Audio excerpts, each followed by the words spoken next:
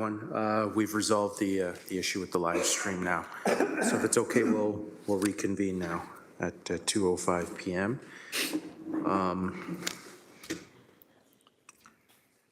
Next we have, it's a consent application.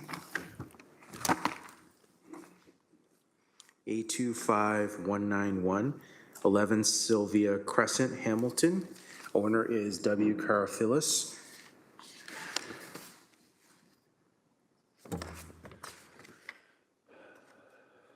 Is there any members of the public who wish to speak on this application?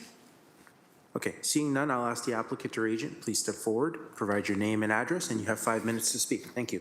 My name is Bill Karfillis from 11 Sylvia Crescent, Hamilton. Welcome to our meeting. Did you have a chance to read all the comments that were posted?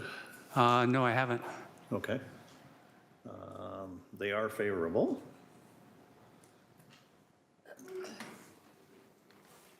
Do you have anything you'd like to say about the application, or just committee No. ask questions, or? No. Okay. Does the committee have any questions? Robert?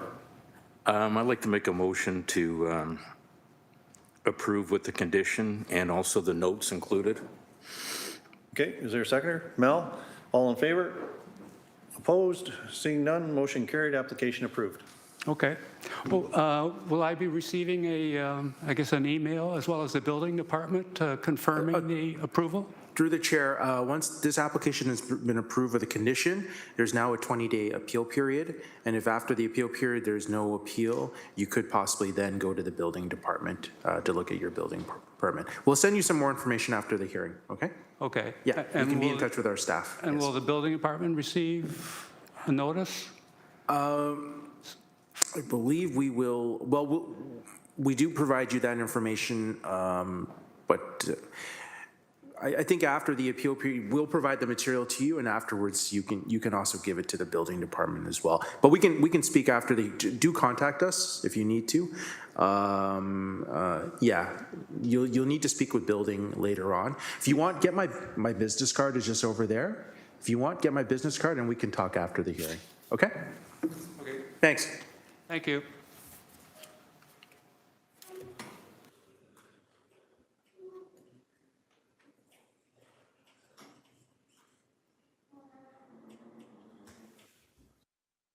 Next, we have a minor variance application, A25193, 67 Cambridge Avenue, Hamilton.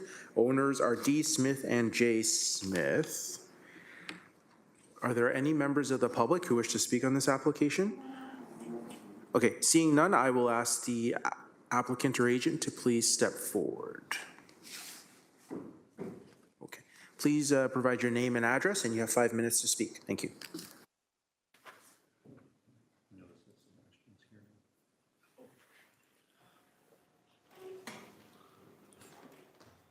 Hi, Jen and Dan Smith, 67 Cambridge Avenue in Hamilton. Yes. What? Don't have much to say. Welcome to our meeting. Did you have a chance to read the comments that were posted? We have not, sir. Okay. And do you have any questions? No. Does the committee have any questions? Nope, I'll make a motion to approve with the conditions. Okay, just, Nick, did you have a question, or? I think it's looking good for this application. I could second that. I just had one question about the orders to comply. Shoot. I'd like to hear a bit about that, if that's okay. Might want to make a motion that takes that into consideration. In what regard? Sorry. Like, what do you mean? There's some. There's two outstanding orders to comply that the city has noted. Yep. Which we've complied to. Yeah, please, let's hear about it. Well, there's an order to comply for a rear deck and overhang construction. Just a little closer to the mic, please. So there was an order to comply because we moved forward with a rear deck construction and overhang without the permit. Complied to that, and we've got hearing, I think, November 26th for that one. And the other one will have been for, from what I thought was for this variance. And if not, then it would have been for an interior renovation, and that permit was paid, that application would have been paid today. Can we just ask staff to make a comment Sure. on the orders? I don't understand what he's asking. Just quickly want to hear a word or two on it. He wants to know a little bit more about what we did or how we did it. Thank you. Good afternoon, Spencer Skidmore, Acting Manager of Development Planning. So I don't think we have anybody from building, so those orders to comply would be from the building department. We get the information that is before committee, so we have as much information as you do that's in the report. In terms of the variances, we would evaluate them based on their own merits, whether or not there's an order to comply, or whether or not they're applied for after the fact or before construction. We evaluate it based on the merits of the application and the 4 tests under the Planning Act, and that's what you have before you. Thank you. Can I talk quick? Yep, go ahead. So what happened, I think what you want to know is we got a hot tub, we built the deck, and we redid our existing deck, not realizing that we needed a permit for that. So when we went to go apply for it after the fact, the city was going through hacking. So when we went up to the building, the guy said, "I'm too busy, you need to come back." So we kind of left it and forgot about it, and now we're here. Okay. So probably just follow up with building engineering and just try and get those cleaned up and off the file, and everything's good. Okay. Okay. Just, through the chair, yes, just to give a general information on that process. If there is a building department, an order to comply, typically the property owner is given 2 options. Either they have to revise the structure to make changes so it complies with zoning requirements, or they could apply for a minor variance. So if an applicant, the property owner chooses to apply for a minor variance, the building department will put a hold on that order pending the outcome of the minor variance. And as Spencer Skidmore indicated, the committee is to review each application, whether the structure is there or not, as if it isn't there, just as a new proposal, and if it conforms to the 4 tests with a minor variance. Thank you. Okay. Mel? Okay, is there a seconder? Robert? All in favor? Opposed? Seeing none, motion carried, application approved. Thank you very much. Thank you all.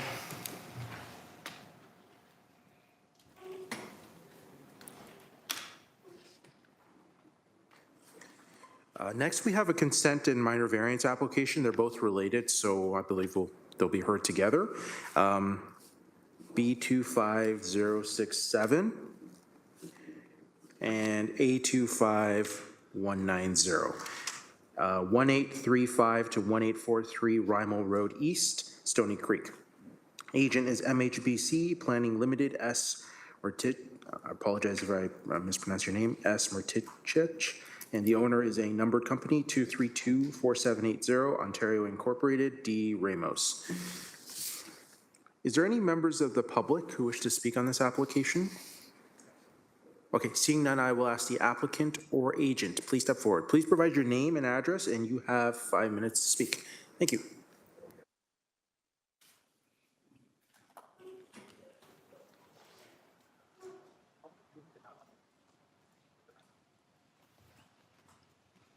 Good afternoon, committee members. Stephanie Murdich with MHBC Planning. I'm here today on behalf of the numbered company for 1835 to 1843 Rymel Road East. I do have a presentation, if that could be pulled up. You did have a chance to read the comments that were posted? Yes, I did. I've reviewed the comments on the staff report. I note that both applications are recommended for approval with conditions for the consent. We are supportive of the recommendation for approval for the applications. However, we do want to propose 2 modifications to the consent conditions, which I'll speak to.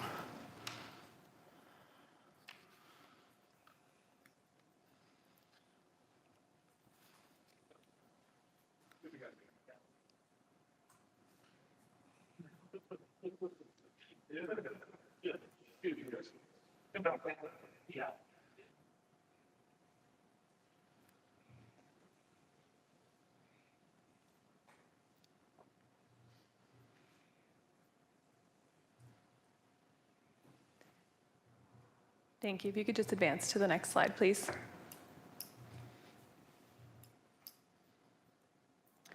So just some brief background and overview on the applications. So the applications today are to permit the development of 7 street townhouse dwellings on Columbus Gate. They are part of a larger parcel currently, which is outlined on the image to the left in red. The larger application is proposed for 4 mixed-use buildings, which were subject to an OPA and zoning bylaw amendment, which was approved by Planning Committee and Council in July of this year. The result is there is a remnant block fronting on Columbus Gate that's part of these parcels, and we're here today for the severance of that block, as well as the creation of 7 individual lots and variances to support those 7 townhouses. Next slide, please.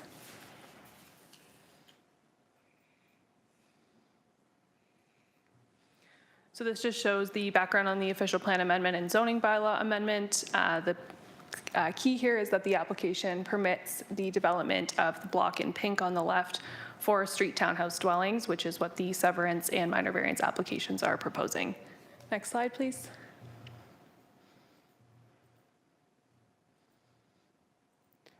This slide shows the overall development concept, just helps to give some context to the 4 mixed-use buildings that are proposed, and the block on the top hand right is shown as to be severed on this concept, and that is the block that is subject to the applications today. Next slide, please.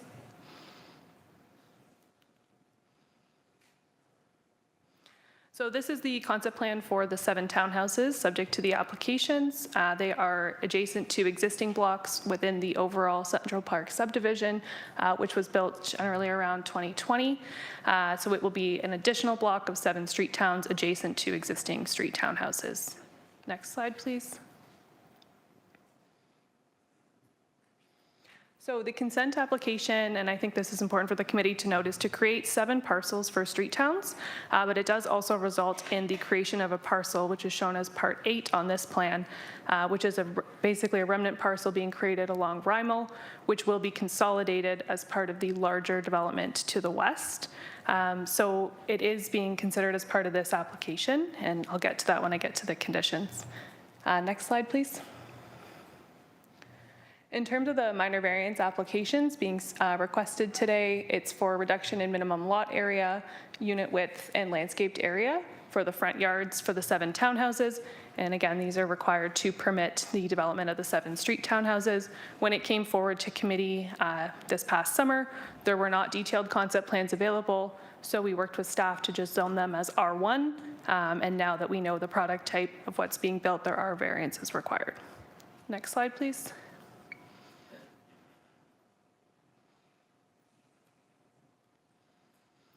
So in conclusion, our recommendation is we are supportive of the recommendation from staff for approval subject to conditions. However, we did want to request 2 modifications. The first is the removal of condition 6, which requires basically a sanitary servicing fee for the portion of the lands along Rymel. Our reason to remove this is that we think it's more appropriate for this to be paid at the time of the site plan application that will come forward for the 4 mixed-use buildings. Which will be filed in the near future. It hasn't been filed yet. Otherwise, it puts an unnecessary financial burden on the 7 townhouse lots, which are being serviced to Columbus Gate. So there's no actual service connection required to Rymel for the lots subject to these applications. And condition 13, we are looking to modify the language of the condition because it speaks to the urbanization of Columbus Gate. Columbus Gate is already built and constructed to an urban standard. The one thing that is noted is there is a temporary sidewalk that does need to be replaced and a municipal sidewalk installed. So our proposed language would require that as part of the applications. With that, that's my presentation, and I'm happy to answer any questions or provide any additional information. Thank you. Okay. To the committee? Any questions or concerns?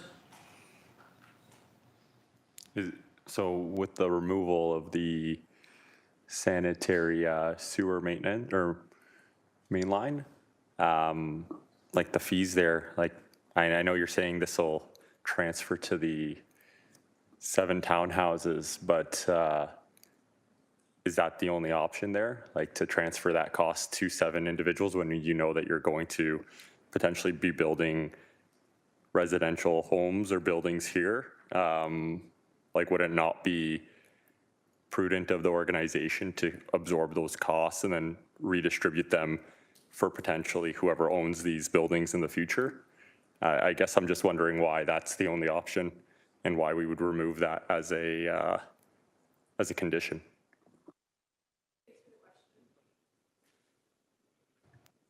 Jen, I think what I would clarify is the service connection that's implied in condition 6 relates to service connections on Rymel.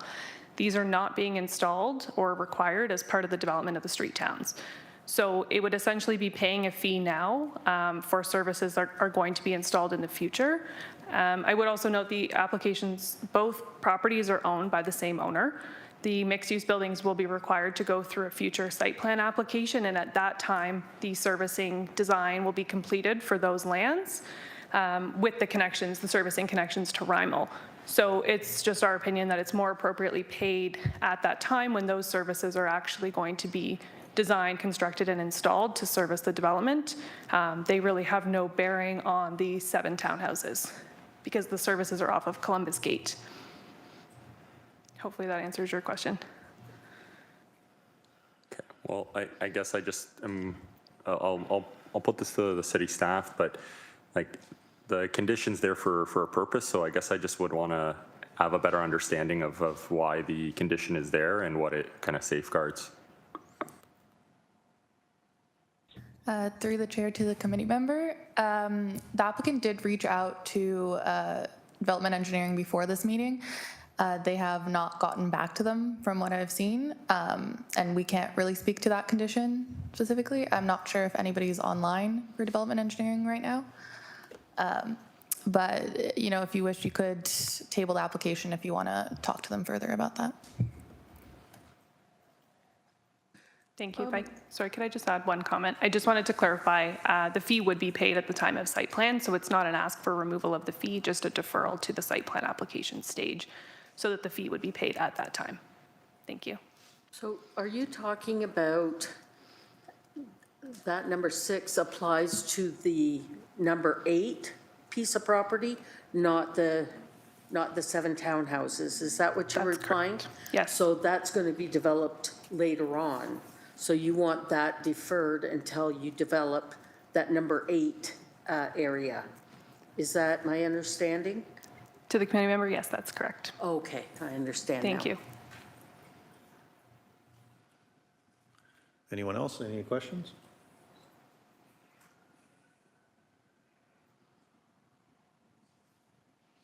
Is there a motion? Donna? Make a motion? Or? Go ahead. No, I want a You want question. Robert? Condition 13, proposed to modify. The owner removes and replaces the existing temporary sidewalk adjacent to the frontage of the subject lands along with a municipal sidewalk. So you're doing that at your expense? To the committee member, yes, that's correct. So currently there's an existing asphalt sidewalk in that location that was contemplated when the subdivision was built.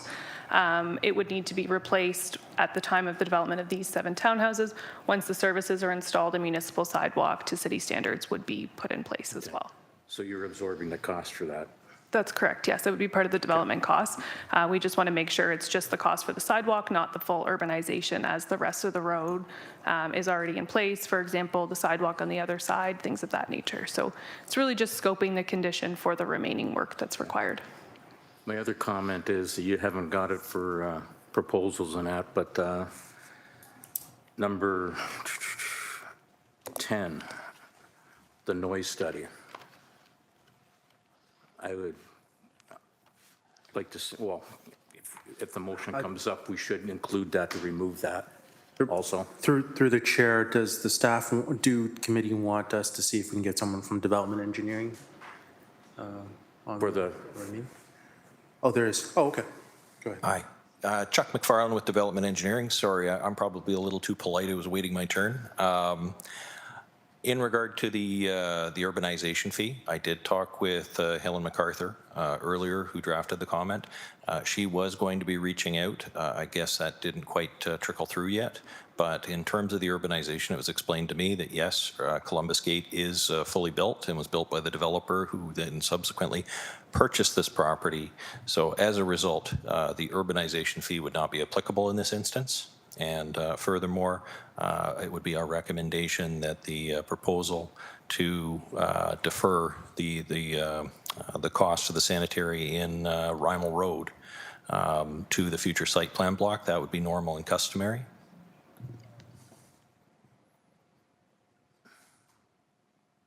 Thank you. Can we just go back to the comment on the noise study?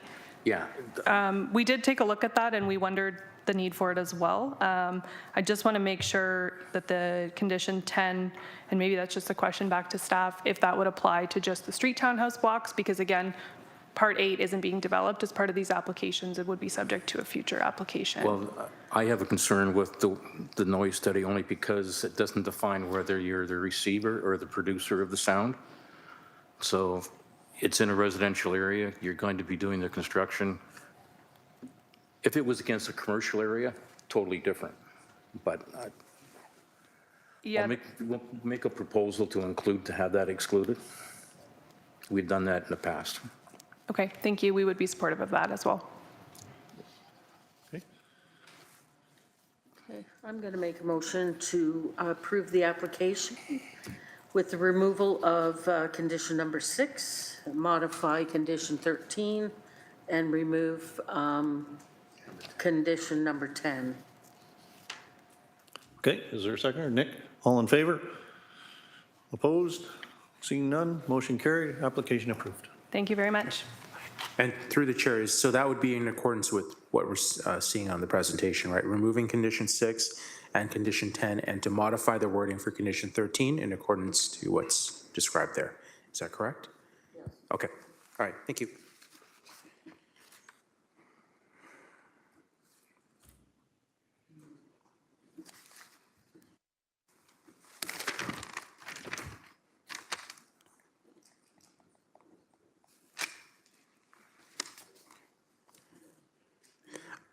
Okay, next we have a consent and a related minor variance application, so they will be, our practice is that they would both be heard together.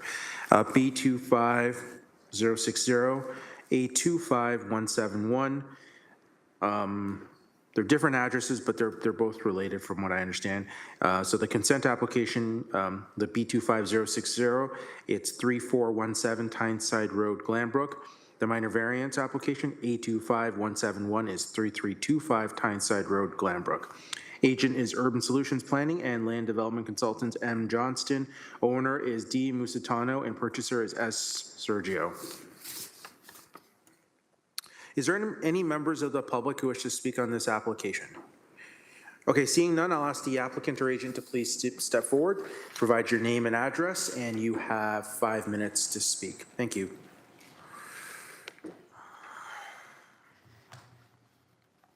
Good afternoon, members of the committee, staff, and the public. It's Matt Johnston, registered professional planner with Urban Solutions. I do have a brief slideshow that I think will add a little bit of color to our ask today. If you can have that available, Justin, thank you.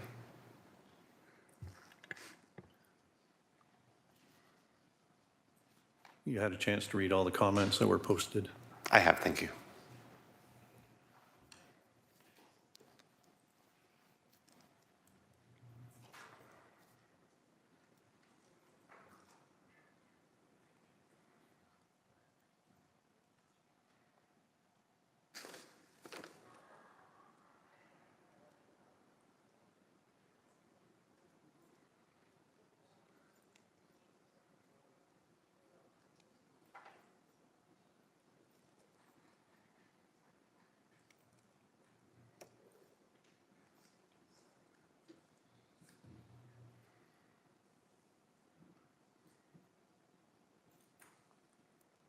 Thank you, Justin. If you can go to the next slide.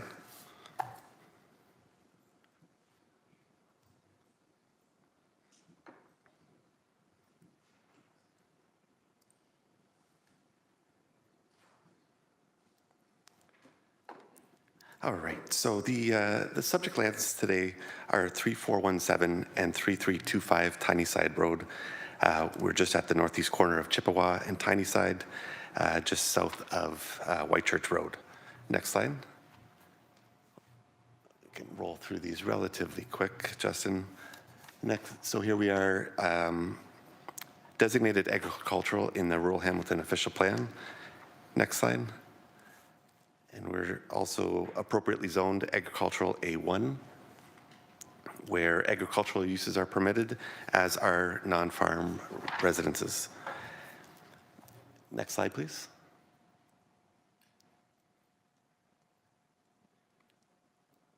If this is starting to look familiar, it's because it was just about a year ago that I was here in front of you guys with a similar proposal. Next slide, Justin.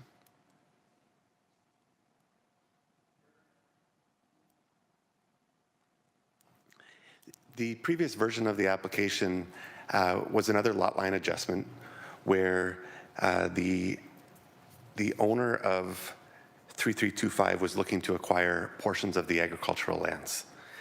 At that time, the real concern raised by staff related to the fragmentation of agricultural lands. What we do know is the lands were intended to be continually farmed. Nothing along those lines have changed. But what we do have is a motivated individual at that location who took that denial, continued to work with the owner, and has now addressed staff and the committee's concerns with a revised proposal that you can see on the next slide.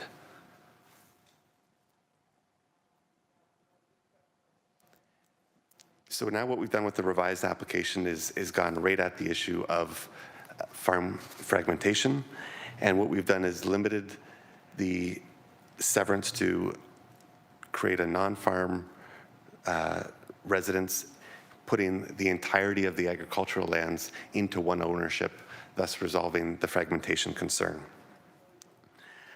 Staff appropriately kind of identify it right in the staff report. We're essentially just switching who's responsible for the farming. And that's what the nature of the application is today. That's the lot line adjustment.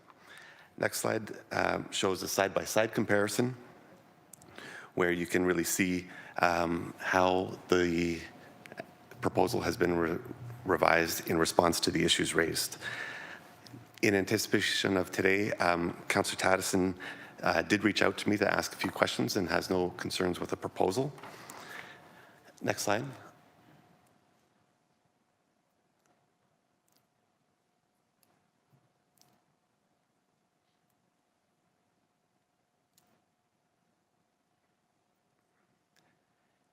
The next slide shows a very similar application that was in front of the committee back in 2023 over at Powerline Road in rural Ancaster.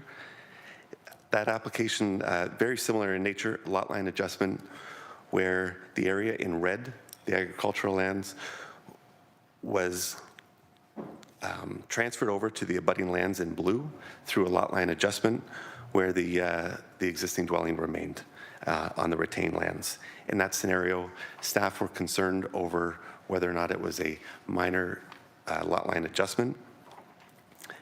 The staff report was negative, but members here at the committee supported the application and it was approved. Getting right down to the end on the next slide, what this really comes down to is the provincial planning statement. And what it does allow is lot line adjustments for agricultural lands where the minor boundary adjustments do not result in the creation of any new lots. There are no new lots being created. These are all existing residential dwellings. What we're doing is keeping the agricultural lands in the ownership of the person who really wants to carry on that operation. So that's really what's proposed here today. Because we're doing a lot line adjustment that doesn't result in the introduction of new lots, we satisfy Section 45 of the Planning Act, and the severances satisfy Section 5124 and 53.1 of the Planning Act. Next slide. Just two conditions to talk about. Condition 3 requires a road widening. It's common practice of the committee to waive widenings in this scenario. Particularly important here is the requirement to dedicate this amount of frontage over the entirety of the parcel results in half an acre of land being removed from farm productivity to sit in a right-of-way that won't ever be really used. Secondly, so I'd respectfully ask condition 3 be waived, and then condition 4 and condition 6 are really quite duplicates, and on that basis I'd ask that one be removed. And with that said, I would be happy to answer any questions. Okay, to the committee. Questions, concerns? Mel? Yeah, I'm just looking at this. I got some concerns. Are you not taking farmland away from that one house and leaving it separate by itself? So in other words, you're severing that house off of that farmland.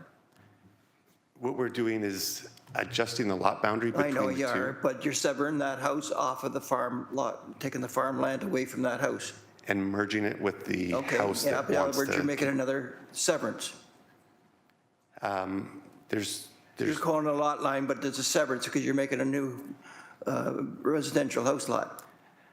Through the chair, I'd like to point out the distinction between a farm consolidation severance, where I think that description would be more directly applicable. But like you and the committee supported back in 2023, the lot line adjustment, putting the entirety of the agricultural lands in the ownership of someone who really wants to carry on that practice, satisfies that boundary, that minor boundary adjustment that satisfies the policy framework. But that land you're joining it to is to a residential house, right? Yes, and it's In other words, you're taking agricultural land, severing it off of a house, making it a residence.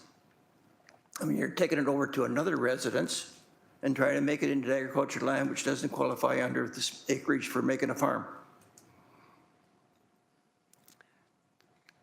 through the chair, you know, the way it's being described, I think we are framing it a bit more aligned with the policy framework. You know, the policy framework allows for non-farm residences to be in the rural area. Right now, we have a motivated individual who wants to carry on that farming practice and acquire these lands. The minor boundary adjustment between the two accommodates that because the person who owns the existing agricultural lands no longer wants to take that on. So when I consider all of those and we look at the framework that is really specifically about, and I'll read it one more time just to kind of hammer it home. The provincial planning statement says lot line adjustments are permitted in the rural area for legal or technical reasons, which means minor boundary adjustments which do not result in the creation of any new lot. So we have two homes out there. We have one homeowner who wants to carry on that practice, and we want to get the agricultural lands into their possession. Thank you. Can I hear from planning? Through the chair to the committee member. Planning is, as you can see, still not supportive of this. It is still factoring some farmland, and basically it's like they're trying to do a land swap, and we wouldn't be supportive of that. So yeah. Yes, thank you. And through the chair, I would also like to add to that some clarification. Sorry, to introduce myself, Tim Vroman, Area Planning Manager, Development Planning. So I think we've been referring to legal or technical reasons, and that is a term from the provincial planning statement. In this area, it is a prime agricultural area, and lot adjustments may only be permitted for legal or technical reasons, and the definition does include minor boundary adjustments. The intent of the policy is for the protection of prime agricultural areas for long-term agricultural uses. And as we've already been speaking to, and what this application is doing, is that it would essentially swap all the productive agricultural land on the 3417 Tyneside, which is the dwelling to the south, and would result in all but 0.1 acres of that farmland to be added to the dwelling on the north end. There's no agricultural use on that property in the north, so it's technically a swap, and that doesn't meet the definition of legal or technical reasons. There's no policy framework under the provincial planning statement to allow the transfer of agricultural uses from one property to another. Okay, thank you. Through the chair, that's just where we disagree. It's clear that boundary adjustments are permitted, lands are permitted to trade hands. You know, when I look at that phrase minor boundary adjustment, You could say, is it minor because of the extent of lands being moved? I say it's minor because the intent is to avoid the creation of new lots and the fragmentation of farmland. What we're doing here is maintaining that agricultural principle, putting it in the hands of the motivated individual to carry on that practice. And that's why I believe that the policy framework is satisfied. And again, like I said, 2023, it was the same issue where you supported that same theory despite the staff position. What I was just listening to, the chap on the screen there that said, the land you're joining it to is non-agriculture, so you're not joining an agricultural land from one to another.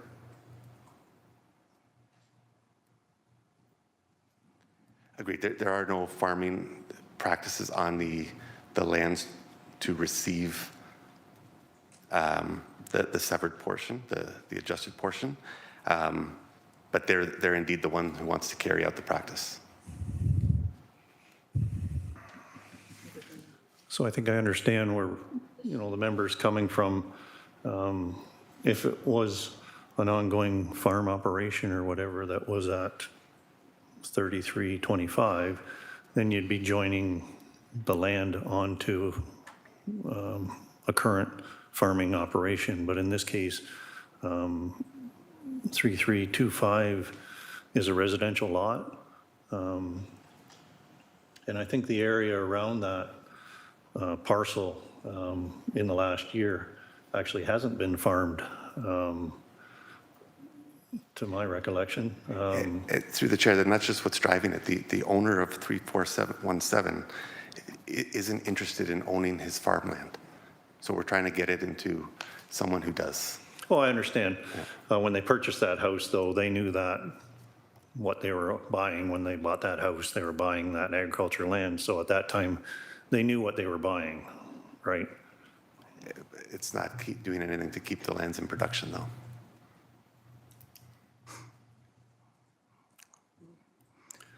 Any other questions, Robert?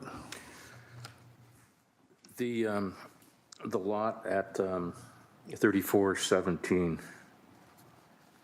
that is the original size to be retained from when it was severed off years ago? Is it getting any larger? The lot size proposed where that boundary adjustment is located generally reflects the limit of the arable portions of that property. That's exactly where the line was located on its new east lot line, and we had to sort of pick a path on the north property line just given the topography and whatnot, but it generally reflects what's arable. Because I've got some concerns, because over the last 3 months, there's been an exorbitant amount of landfill brought in on the 3417, and I don't have I didn't get a measuring tape out, but it looks to be a lot bigger, which would detract from the potential farming use. So I guess you throw the elephant on the table here. What's going on? It looks like that lot is going to be bigger. He wants to retain more of a lot and expand potentially. I don't know, but the thing is, it's not clear. If we base it all on this information, it's still at the end of the day, the parcel to be severed and joined to 3325 is not big enough to be noted as a farm. And it hasn't been farmed, as was mentioned, and I've witnessed that too. So there's some very gray questions here that have to be addressed, in my opinion. Through the chair, if I might just respond to the fill, there is a site alteration permit, which is essentially to create a berm along the Chippewa Road frontage, which is much of what you see, that most recent fill activity. And again, this is all about getting arable land into the ownership of of someone who wants it. And in that sense, I think the committee can take comfort that the policy framework's being upheld. It's a minor boundary adjustment, which is permitted, minor in the sense that it's a trade of who's taking care of the arable portions. You know, there's minimum ag size in the zoning bylaw, and there are hundreds of properties that are productively farmed that are less than that land area. So I think in that sense, we don't need to get caught up on the specific size. The size is the size, and as we know, many smaller agricultural properties can still be quite productive. I think in some cases where there are smaller parcels of agricultural land, it's joined in with other farms of larger parcels. And that's why, you know, those smaller ones can be farmed by an ongoing operation or whatever. I think Which you see in the aerials where the entirety of the lot in concession is continuously farmed regardless of the property lines. That was what I was putting forward about a year ago, was that messaging that. I think what the one member was talking about with the fill, and your comment was a lot of fill on Chippewa Road, but there's also a lot of fill on Tyneside Road as well, like that maybe took some arable land that was agriculture out of agriculture use, and whether it's going to be joined in with the lot that's there or with that house that's at 3417. So, I mean, there's been fill all the way around that house. And I think there was one comment somewhere in all the comments about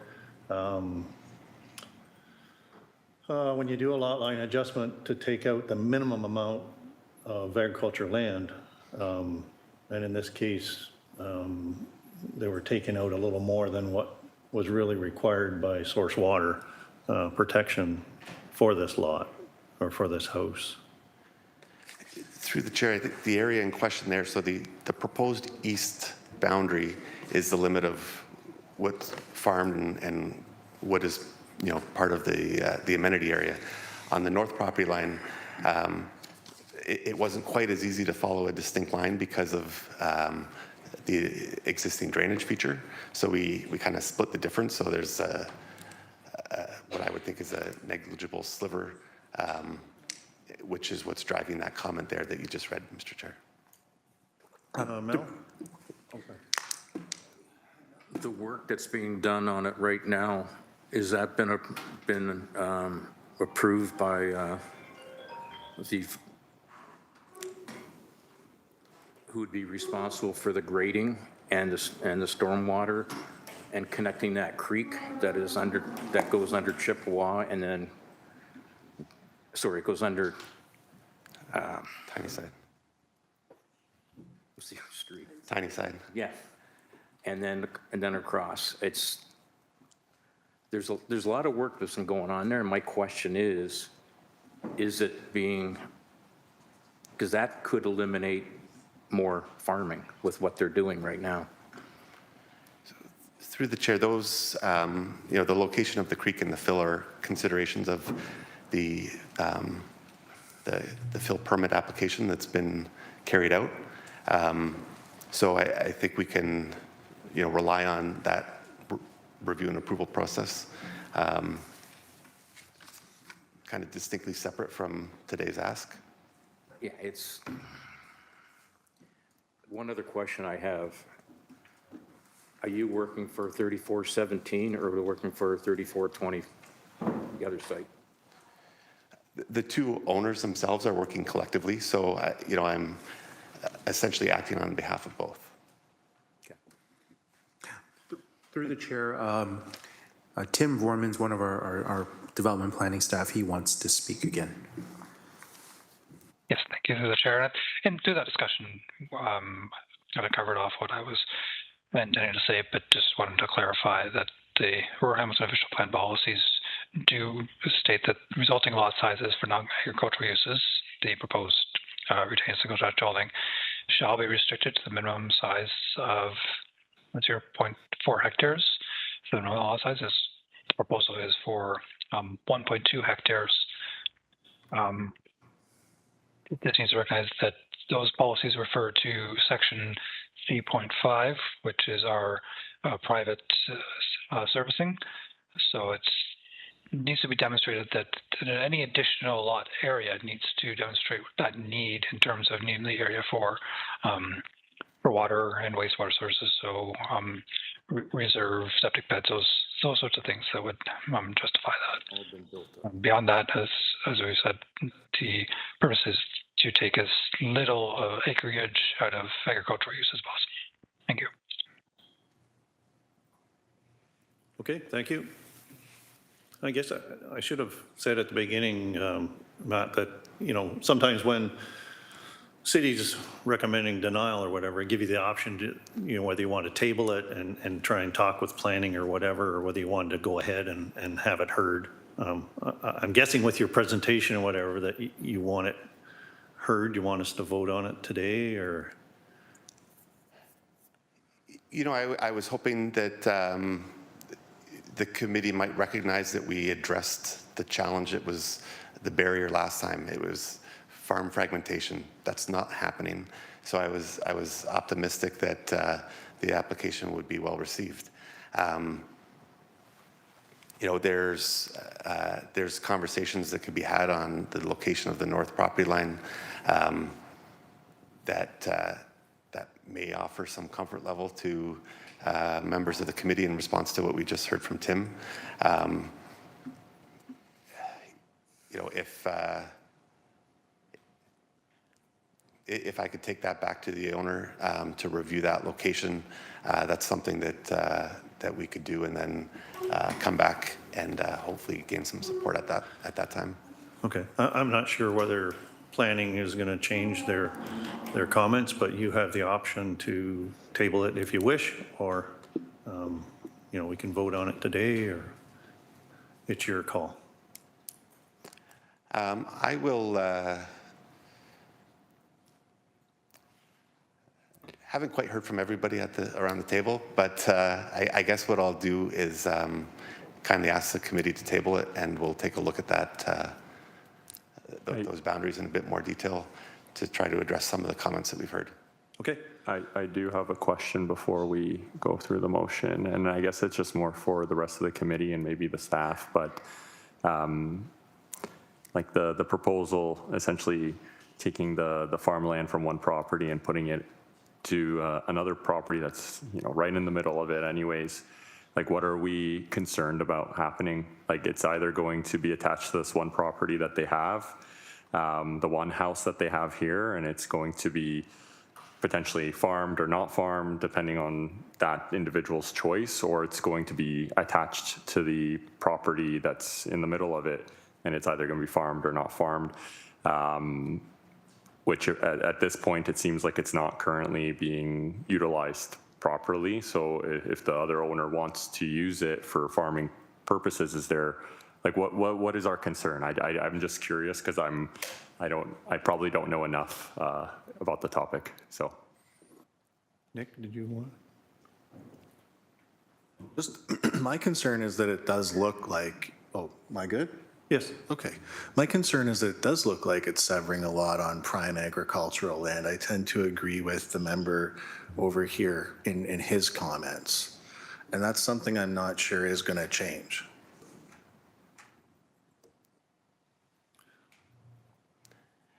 Still your call.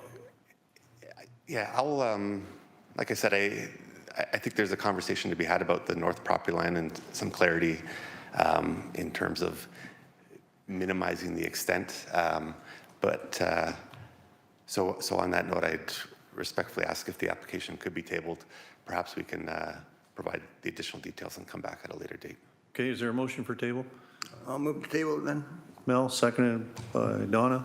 All in favor of table? Opposed, if any? Seeing none, motion carried, application tabled.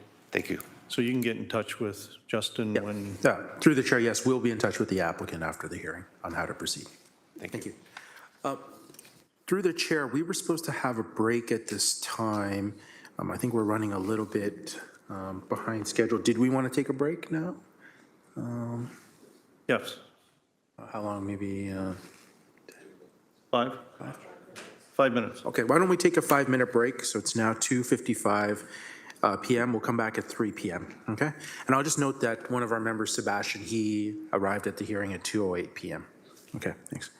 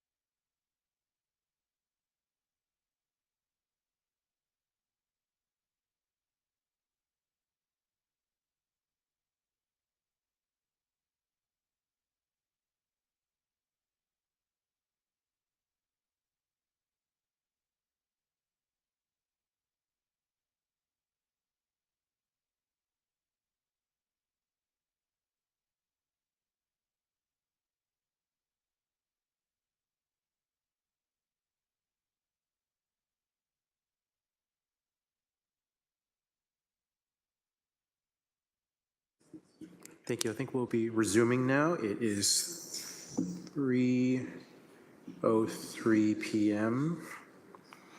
Next, we have a minor variance application, A25195, 61 McGill Street, Hamilton. Agent is J. Vanderlind, and owner is J. Corman and D. Cummings.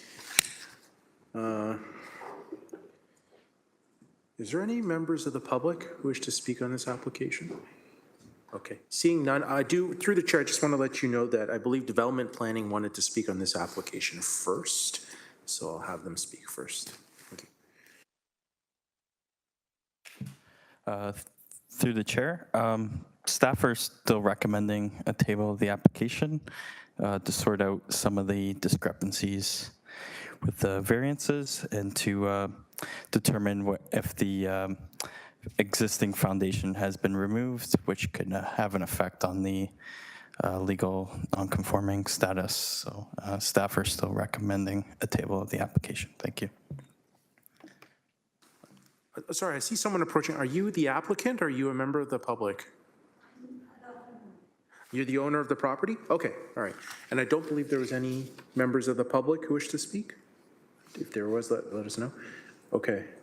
Was there anyone who wanted to speak on this one? 61 McGill Street? Okay, I don't see anyone. So then I'll ask the applicant or the agent. Please step forward. Please provide your name and address, and you have 5 minutes to speak. Thank you.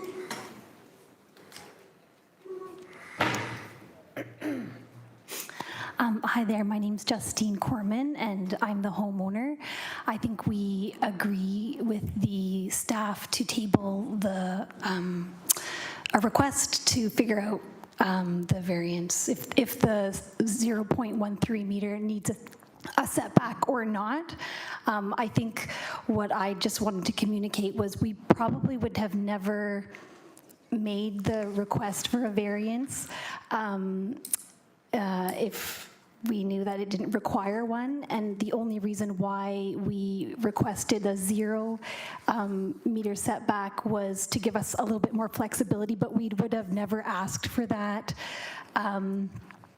if we knew that the 0.13 meter setback didn't require a variance. So we're looking forward to tabling that and kind of having further discussion.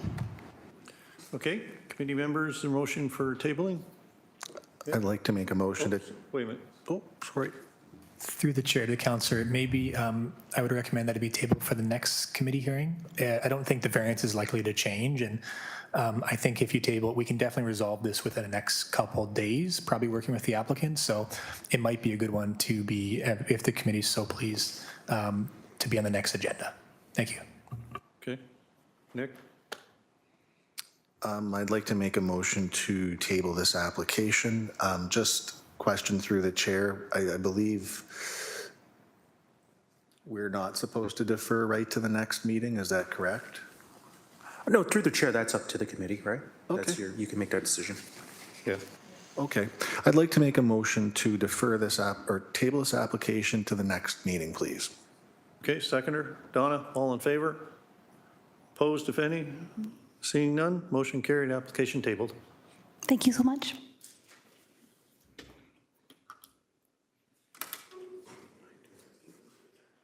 Okay, next we have a minor variance application A25207 170 Caroline Street South, Hamilton.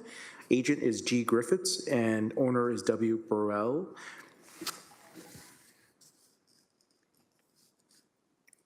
Are there any members of the public who wish to speak on this application? Okay, seeing none, I'll ask the applicant or agent to please step forward. Please provide your name and address, and you have 5 minutes to speak. Thank you. Can everybody hear me? I'm online here. Yes, go ahead. Okay. My name is Gord Griffiths. I'm the applicant or the agent for the applicant. The scope of this project is to convert an existing attic on a 3-story residential building. The attic is going to be converted into 2 additional residential units. The conversion is going to impact it could impact parking. It impacts overall building height, and the staff identified an additional loading space requirement. Just to quickly address the building height, The building height change is very minor as perceived from the street line. The technical conversion is the height of the existing attic. We do need to raise the upper flat roof slightly to accommodate building code for occupancy in the new fourth floor. But the difference in height overall in the building will be in the matter of 1.5 feet to 2 feet. So perceptibly, you won't notice much of a difference on the building from the outside. The 2 single unit apartments are going to add minimal impact on terms of parking, and the staff recommendation is clear that they're okay with the alteration to the parking load and the parking requirements. That's it in a very brief fashion. Okay, thank you. So the revised variances 2, 3, and 4?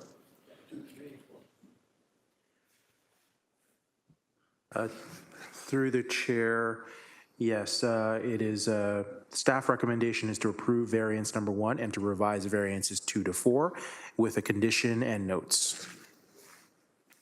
Okay. Committee questions or a motion? I'll make a motion to approve variance 1 and the changes to 2, 3, and 4 with the condition and notes. Okay, seconder. Nick? All in favor?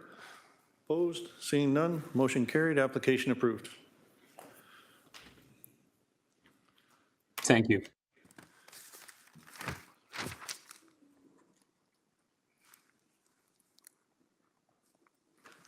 Okay, next we have a minor variance application, A25189, 1585 Concession 2 West, Flamborough. Owners are D. Petra and L. Petra. Are there any members of the public who wish to speak on this application? Okay, seeing none, I'll ask the applicant or agent to please step forward. Please provide your name and address, and you have 5 minutes to speak. Thank you.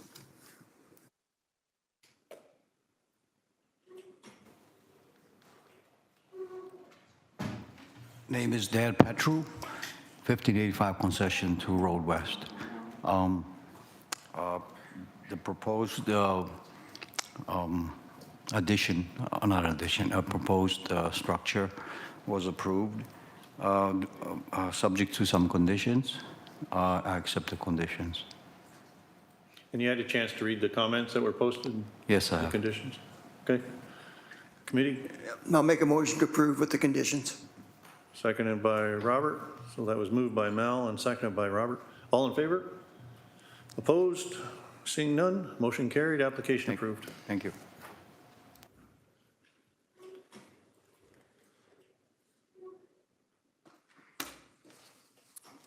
Okay. Next, we have its consent and a related minor variance application. So our practice is that they would be heard together. It's B2486 and A25194, 90 Central Drive, Ancaster. Agent is Weston Consulting, D. Cohen. Applicant is M. Rahimi. The owner is Mir Rahimi Holding Corporation. I believe we have some interested parties.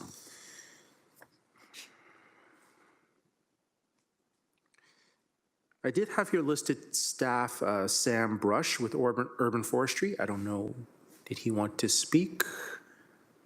Sam Brush, are you there?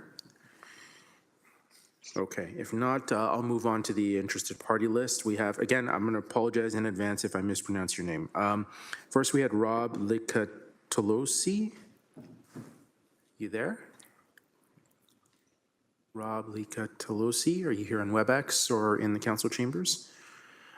Okay, I'll move next to Darren Cohen. Okay. Hello, I'll be giving the presentation on behalf of the applicant. I think I'm next. Yeah, no, just wait. We're just going through the interested parties first. Yeah, thank you. Darren Cohen. Okay, no, okay. Next, Michael Pizzamenti. Yes, hello. Can everyone hear me? Oh, are you the agent? Yes, you're the Darren and agent, myself are registered for the agent. You're the agent here. Okay, apologies. We'll come back to you. Next, Anna Kijiji. Okay. Okay, I'll just go through these names again. Rob Licatolosi, Darren Cohen, or Anna Kijiji. If you were here and you wanted to speak on the application, please either step up to the podium here at council chambers or unmute on WebEx. Okay, I don't see them. Is there any other members of the public who wish to speak on this application? Okay, seeing none, I'll go to Sorry, hi, it's Darren Cohen. I am here. Oh, you are? Okay. Did you want to yeah. speak? Okay, go I ahead. am. Please. My colleague, Michael Pizzamenti will be speaking. I'm just here to provide any support that may be You're the required. agent. Okay. Yes, correct. The agent. Okay, that's fine. Thank you. Okay, then I'll ask I don't believe there was any other members of the public who wanted to speak. I'll ask the applicant or agent, please step forward, please provide your name and address, and you have 5 minutes to speak. Thank you. Good afternoon, committee members and staff. My name is Michael Pizzamenti, and I am a planner with Weston Consulting. Here to represent the owner of 90 Central Drive. I do have a presentation prepared. I'm not sure if it's easier if I share screen or if Justin will have it up on screen. Yeah, just bear with me. No problem.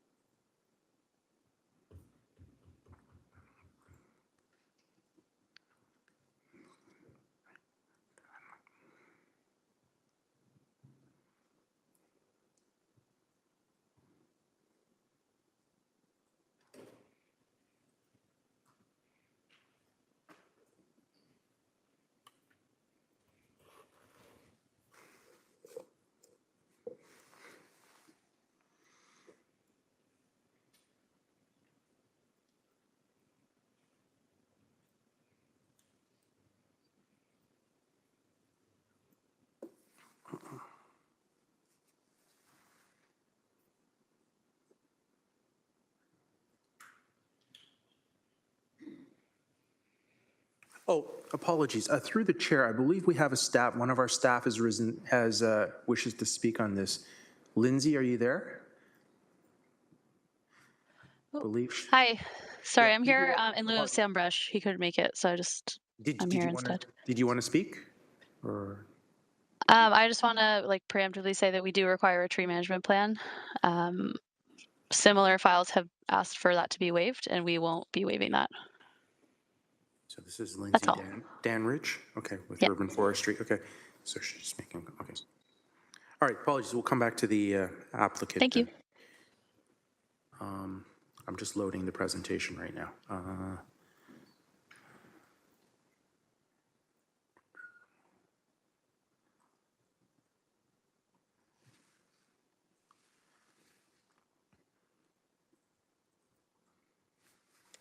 You should see it shortly.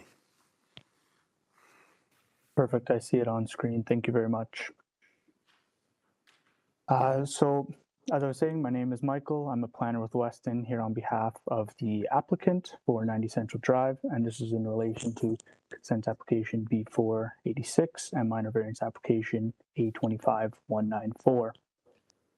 I want to start by saying thank you for your time and work to get us this far through the application process, and that we agree with staff's recommendation to conditionally approve both applications, which I will give a quick overview of in this presentation. We can go to the next slide, please.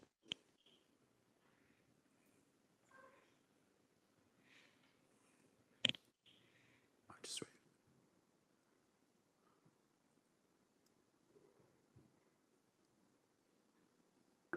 So to get our bearings, 90 Central Drive is located in Ancaster, just north of Wilson Road and south of Jerseyville Road. And it is located east of Ancaster High School. The site has an existing frontage of about 33 meters and is approximately just about half an acre in size.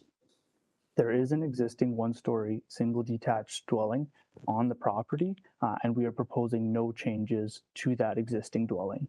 Next slide, please.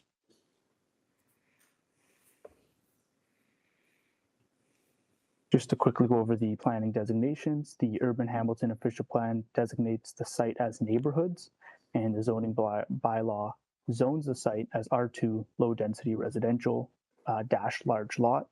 Both of these designations permit single detached dwellings. Next slide, please.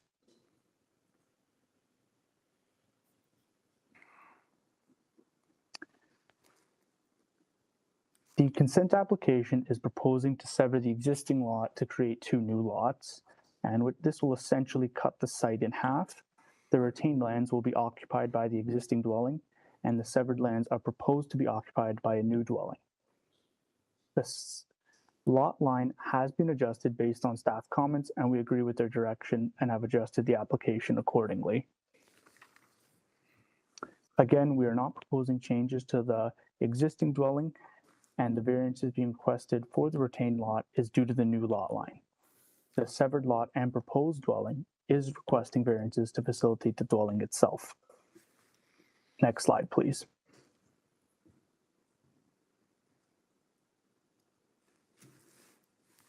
On screen, we'll see a quick overview of the proposed dwelling. The owner has designed the dwelling to fit the existing neighborhood and is sensitive to policy requirements and existing character of the neighborhood.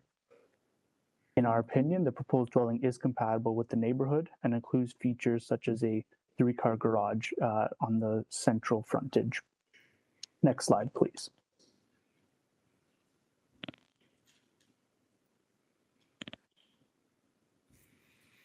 So through discussions with staff, we have determined that 3 variances for each lot will be required, and these variances fulfill the 4 tests of a minor variance application.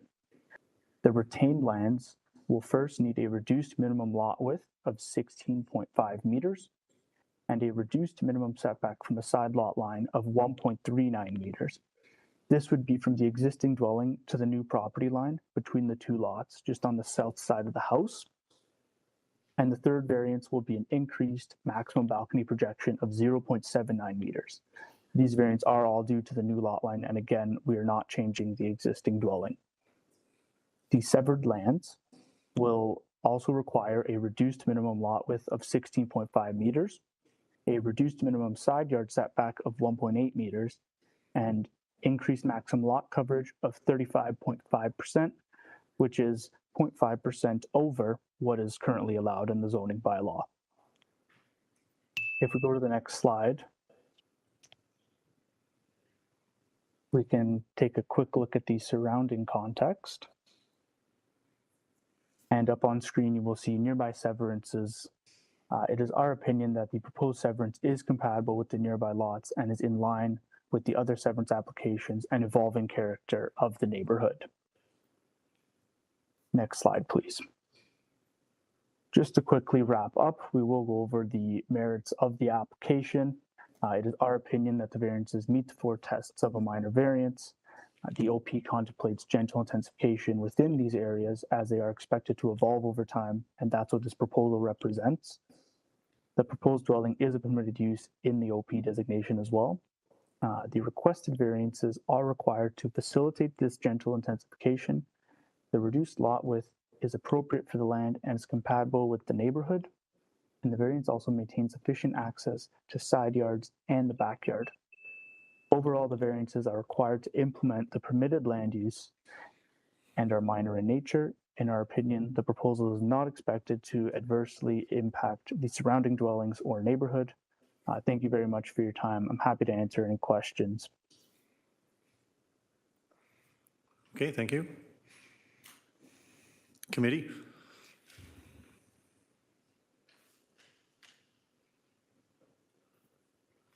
Okay. There's no questions. I'll make a motion to approve with the conditions. Okay, moved by Sebastian, seconded by Nick. All in favor? Opposed? Seeing none, motion carried, application approved.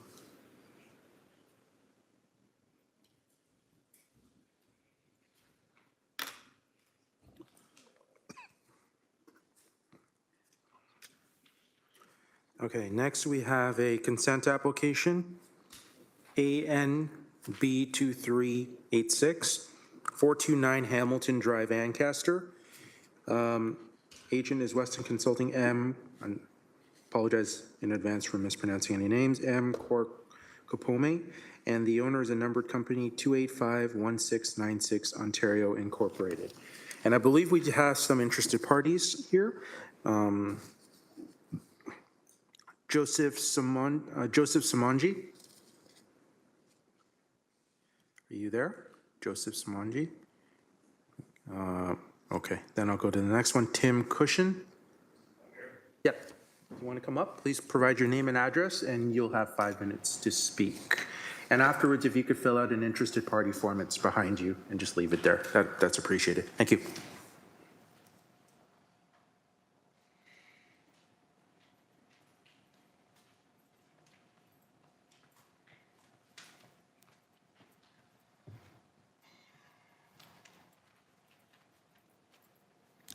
Good afternoon.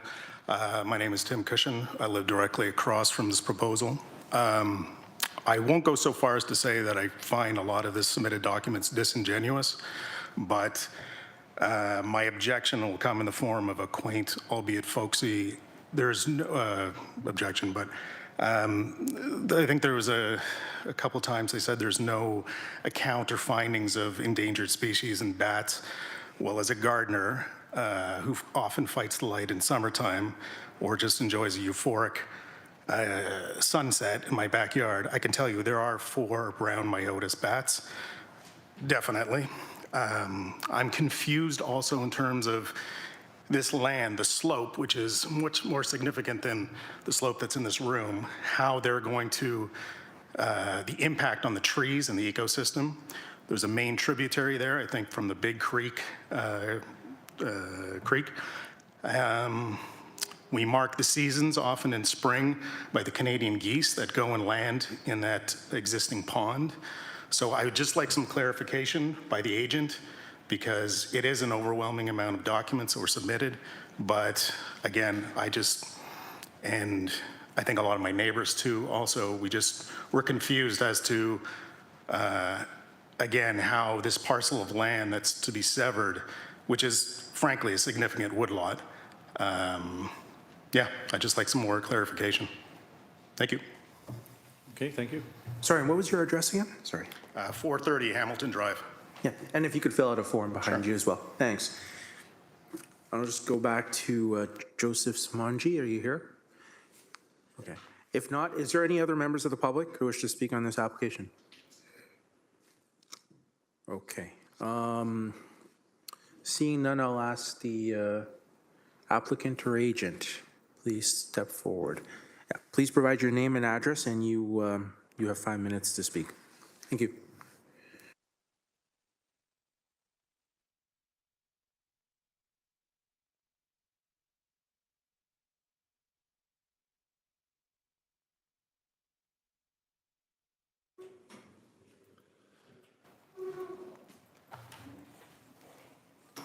Good afternoon, everybody. My name is Martin Corcapone with Weston Consulting. I'm a partner with Weston, and I'm also a registered professional planner. I did bring a presentation on USB key. Can that be loaded while I answer the gentleman's questions about the natural heritage? Through the chair, on our notice of hearing, it does indicate the presentation is supposed to be provided to us in advance of the hearing. I think I had some technical issues given the size of the file and all the images that are part of it, that I couldn't get it through in time. Okay, I don't know if you previously contacted us. Okay, I don't know if we have a, okay. Can you just hand it over to me, please? Yeah, just in future, please get in touch with us earlier, and then we can look into it for you, okay? Yeah, okay, thank you.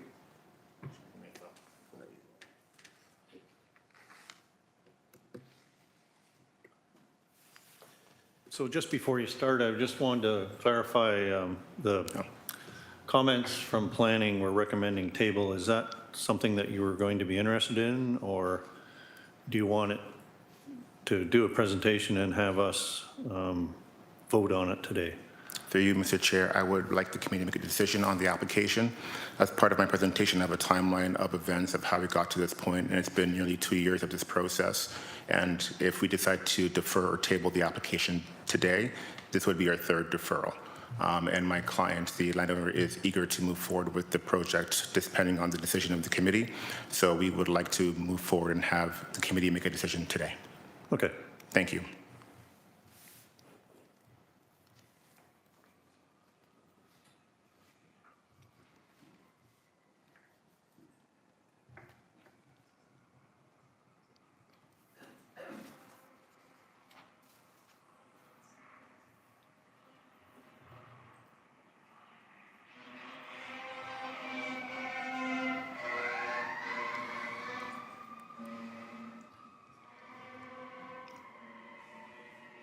There you go, thank you.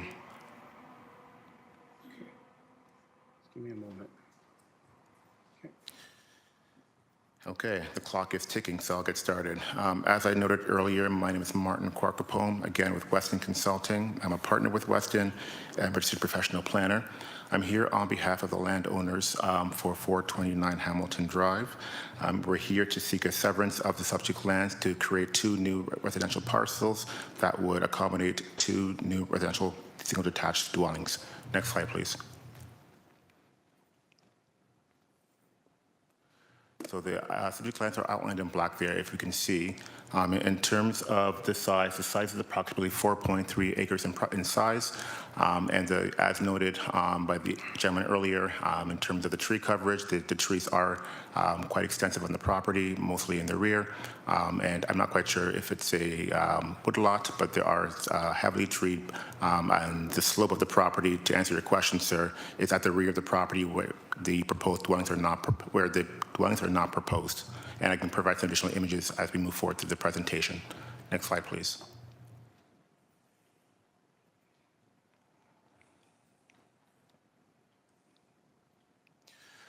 In terms of the land use permissions, this slide shows the official plan schedule in terms of its category and designation. It is residential.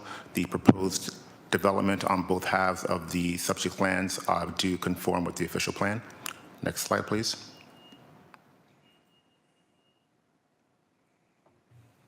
In terms of zoning, which is on the screen here, the lands are zoned agricultural, but despite this particular zone category, the proposed residential dwellings are permitted, and we're not seeking any modifications to the category of zoning to permit the uses, and we're not seeking any minor variances at this time to accommodate the proposed dwellings through this application.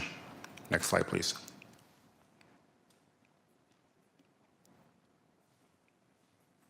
So on screen here is the proposed severance. The applicant is looking to sever the property into 2 halves with access coming from the bend at Hamilton Drive, which would provide access to each half of the proposal. The dwellings are proposed to be at the front of each property closest to Hamilton Drive, and given the size of the properties, the majority of each half will remain untouched in terms of development. So in terms of comments made about the water courses, environmental features, wetland areas, and slope, it's mostly at the back of the properties on Lot 2. The proposed developments of each house will be at the front of each half, closest to Hamilton Drive. Next slide, please.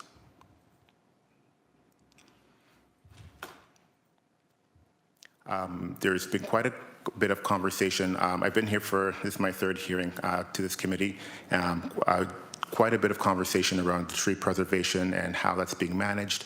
On screen here is the tree preservation plan on the left, which shows the inventory trees and total inventory of 192 trees with proposed removal of 63. And I'll note that that's only about half of the site that's been inventoried. You can see that the grading on the plan which shows the slopes at the back, but the rear portions of the property, the tree inventory did not occur only because it's not necessary, because the proposed development does not intend to encroach that far back into the property. In fact, it would be nearly impossible to develop the rear given the slopes and the natural heritage features at the rear. So the tree inventory review is at the front half. Next slide, please.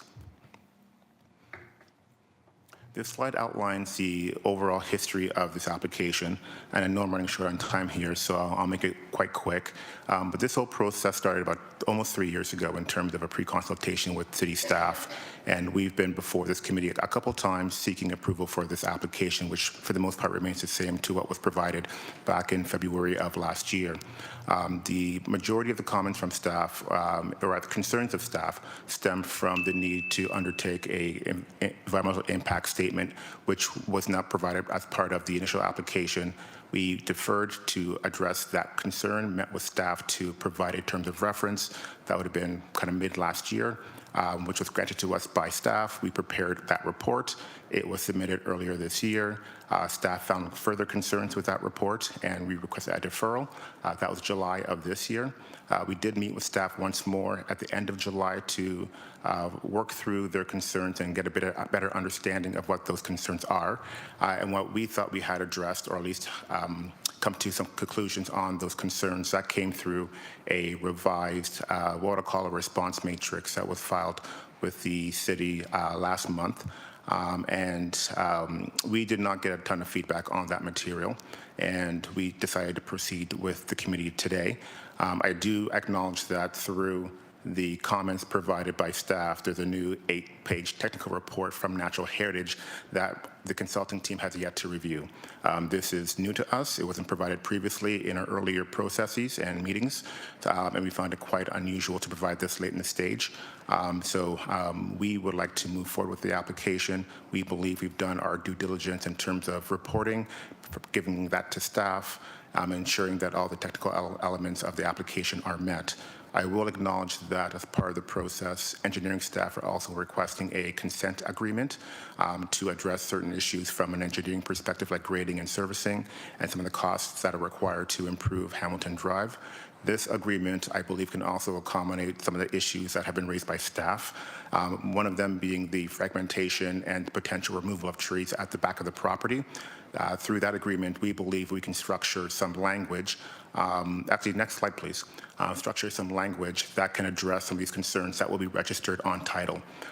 The current owners of the property do not intend to remove the trees at the rear of the property. They see that as a benefit. I appreciate that staff cannot guarantee the removal of those trees through this process. What I am suggesting to the committee here is that we include language in the consent agreement to ensure that that happens. So I've provided some framework of some of the potential clauses that could be included within the consent agreement that are not dissimilar to what engineering staff have provided through their comments.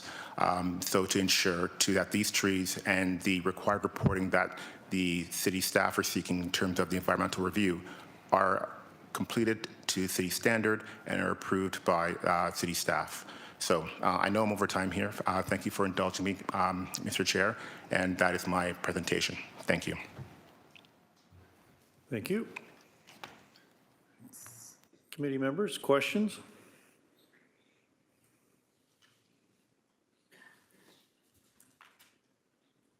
Just a comment. I do appreciate that the applicant has been here several times, that they've, tried to adhere to each process at each stage.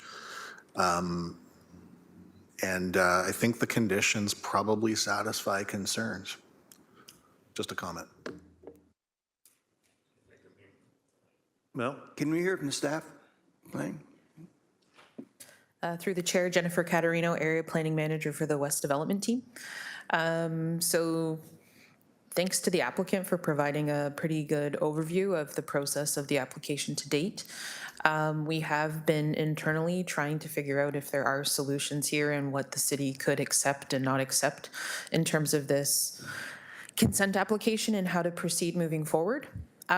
We have been in conversation with our legal team about what the requirements are in the official plan and what could be acceptable in a consent agreement. I can appreciate the comments I'm about to make. The applicant has not heard yet, since we've just been working with legal recently. However, it's staff's position that a consent agreement for the particular issues that were raised by the applicant, specifically regarding the EIS, and unfortunately wasn't mentioned, but also the archaeological assessment piece. It's our opinion that the consent agreement is not the appropriate mechanism to include conditions, because typically, like once you enter into the consent agreement, we could clear the condition and the lots can be created and then building permits could be issued. There's no trigger for the building department to ask about a consent agreement to make sure all the conditions and all of the requirements in that consent agreement are adhered to. Now, from an engineering perspective, it makes sense to me because you need services to connect to the houses, so you have to do that. You need services, you need water, you need sanitary, roadways if you need to, driveway accesses, like that's all part of the building permit piece. Things that are bigger and require studies like the archaeological assessment or, let's say, additional review of an EIS are not necessarily captured or even considered at that level of development. So planning staff have some concerns about including conditions in the consent agreement about the EIS and specifically the archaeological assessment. And if you have any other questions, I'm happy to respond. Anyone? Sebastian? Yeah, I just don't see how we move forward with this today. Like, if they're still consulting with legal counsel at this point in time, we make a decision. If it's not the right one based off of legality, it just goes to the OTL anyways, and then it gets reversed. It's better to do this beforehand. I think the other way is a waste of resource and time, and we should probably be looking at a table because all of the information is not present currently. Robert? I agree with the comments just made and appreciate what the planning manager said too, that there's just too many variables that have to be dealt with prior to the severance, driveway access, utilities, et cetera, et cetera. So at this time, I'd like to make a motion to table it. I think, as we've been advised before, that it's up to the applicant to make that proposal to table. Respond. Yeah, or not. Do you wish to table? May I respond to the comments Yeah. made? Thank you. Is my mic on? It is, thank you. Well, I appreciate Jennifer's comments, and we've been trying to get the attention of staff for some time, trying to get that answer. So I'm glad we have it, and although it may not be the one I would like to hear, I appreciate it. But if we cannot include conditions around the consent agreement for the issue of tree preservation and archaeology and what have you, there are conditions provided within staff's comments that say, if this application is approved today, we still have to provide the EIS, we still have to provide the stage for archaeological, we still have to provide the TP, the tree preservation plan. So by excluding the consent agreement conditions that I've suggested here, that still does allow the committee to approve the application, ensuring that what staff are seeking in terms of that reporting does happen prior to the actual severance of the lands. So I was trying to offer an alternative to give some comfort, but if staff are saying that that is not possible, I may disagree, but I'm not a lawyer, but if they say it's not possible, I will accept that for now. But the conditions that are before the committee right now do allow, rather require, my client and the landowner to undertake those exercises to the satisfaction of staff. I can't find all the condition numbers here, but I can assure you that in terms of the requirements of the environmental review, the tree preservation review, and the archaeology, it's all in here. But in terms of the driveways and the servicing pieces, that comes after with the building permit process. So that is not in here, nor should it be. But thank you, those are my comments. Thank you. Okay, thank you. So the application is of consent to sever application. That's correct. As far as the building, like a permit to build, I don't believe that's in front of us. No. It's just the severance of these two parcels of land. Am I correct? Planning, am I correct on that? Like, for what we're dealing with here today is just simply the splitting or the severance of these two parcels. We're not really dealing with where or how big the building would be or the house would be on this property? Through the chair, that's partly correct.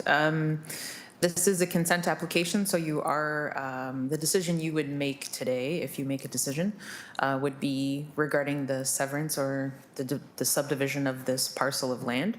How big the house is isn't part of your consideration. In terms of the application, I guess where I'm struggling a little bit is just if we need additional information regarding the EIS and some information about the trees on the property and how we're supposed to protect those, that might limit what's built on the property. But aside from that, yeah, you're just considering the severance of the land today. Okay. I'd actually like to make a motion to approve this application with the conditions. Unless you want to table. Okay. Is there a seconder? I'll call again. Is there a seconder for that motion? And I believe the process is, I asked 3 times. So I'll ask one more time. Is there a seconder for that motion? Robert?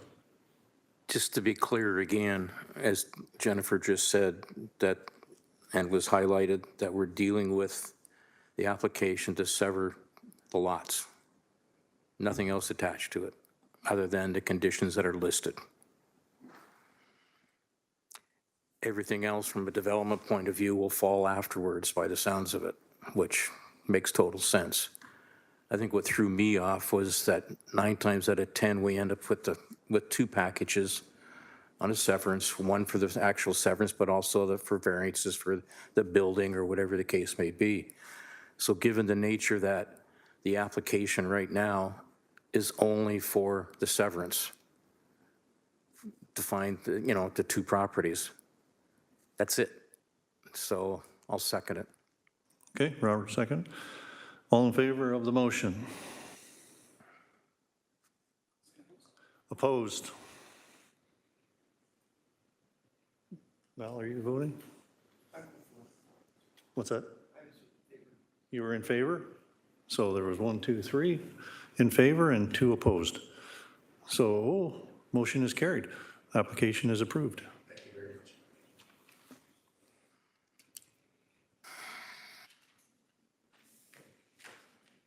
Okay.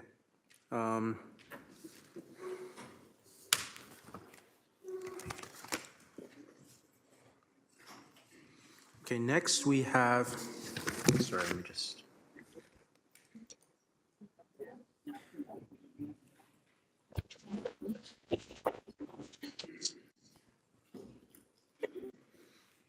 Okay, next we have a minor variance application, A24174. Oh, to the agent, do you need your USB key back? Yeah, give that back to you. Just give me a moment.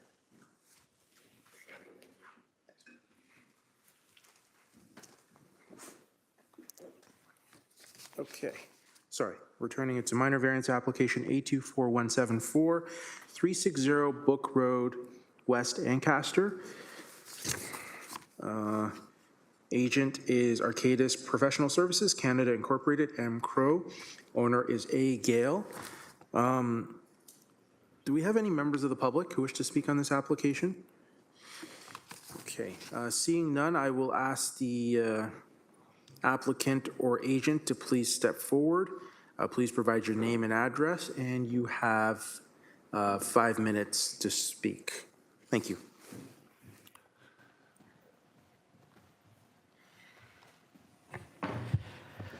Good afternoon to the chair. My name is Mike Crough, C-R-O-U-G-H. I'm the registered agent, registered professional planner with Arcadis. Mr. Chairman, before I speak, my client, the owner, Andrew Gale, just informed me he would like to start our submission with saying a few words, if that's okay. So we do have a presentation, so perhaps we could pull that presentation up, and while it's being loaded, the owner could just kick off our hearing with a few words. Okay, just give me a moment. So you did have a chance to read the comments, and of course, the process is, I need to ask you, Source Water is recommending denial, and engineering or planning development is asking to be tabled. Do you feel that you want to table it, or do you want us to vote on it? Yeah, Mr. Chairman, we brought our team here. We have a registered professional engineer here as well to speak to the comments, so we would like to proceed and hopefully get a decision today. Okay. Thank you.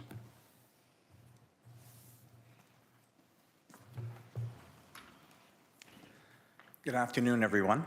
My name is Andrew Gale, and this is my wife, Jackie. And we're co-owners with our daughter and son-in-law of the property at 360 Book Road West. We bought this property with them a couple of years ago because we wanted to live together as a family. And our children, who are the co-owners, have lived on the property in the farmhouse since October 31st of 2023.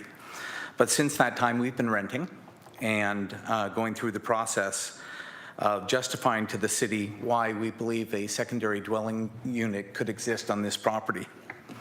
This binder actually represents the supporting tests, drawings, reports, assessments, and the tens of thousands of dollars that we've actually spent to allow us to stand before you today to confidently to ask for your approval to our claim. These supporting documents you already have. What we're asking for is that you take a look at the evidence. We believe it is sufficient enough to allow for a secondary dwelling unit to exist on this property, and that's the purpose of our proposal today. Thank you. So I'll just quickly go through our presentation, and we can just go to the next slide, please. So our request for the committee today is to approve the variances. There are 3 variances before you. I would say the one that's of most interest likely is the one related to lot size, and that's what we want to discuss mostly today. We would ask the committee to also accept the recommendations of our professional team, including the findings of our hydrogeological report, which state that this application can go forward and there are no impacts to off-site properties related to water quality or private servicing concerns. Next slide, please.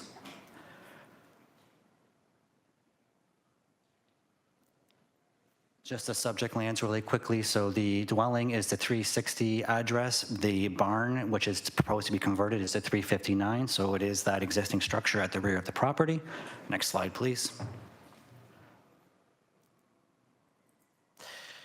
So Mr. Gill already alluded to some of this, but the idea of the ADU really is to just convert portions of the existing barn structure. It would create a bit of a loft in the upper floor, creating a second floor. It's a very small scale ADU. It's about 93 square meters. It contains 2 bedrooms and a kitchenette. So it really is intended for a small scale living. And the purpose of this is really intergenerational family living. As we've just heard, that there's a family situation, and the idea is to get all these cohabitants on the property. You've heard a lot about housing affordability and young families being able to want to find a place to live. This is a perfect example of how that can be accomplished. And so that's really the intent behind the application. Next slide, please.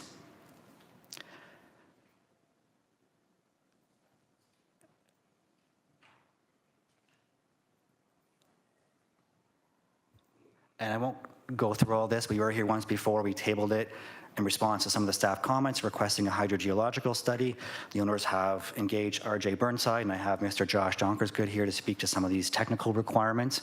But the key piece is that that work was done. The hydrogeological study was done based on on-site conditions, based on monitoring and doing the scientific analysis, and a recommendation was made in their technical report, which suggests that this should go forward. And so we're here today, basing our application and recommendation solely on that technical information, which Mr. Donkersgood will speak to next. So we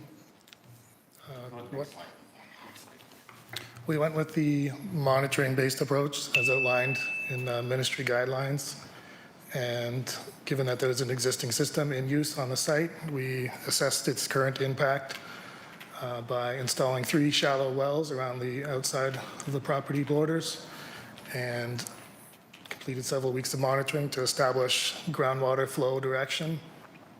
We then sampled the down gradient well and found that no nitrate was detected from the septic system. We also sampled the on-site well and found that nitrate was well below the guidelines. And then we also completed the water supply portion of the hydrogeological assessment. by completing a 6-hour pumping test of the existing well. We did find that the well has not quite the required capacity, and recommended some upgrades as it is 50 years old. But it is generally suitable, and we recommended a cistern in consideration for a second well and some upgrades to the treatment system. Okay, next slide, please.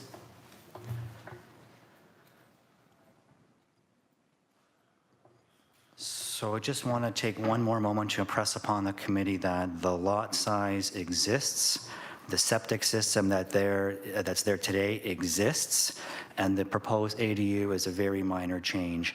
It results in 2 extra bedrooms and 4 extra fixtures, some of which you could say could be accommodated in a dwelling addition without creating an additional unit. So it's a very small scale.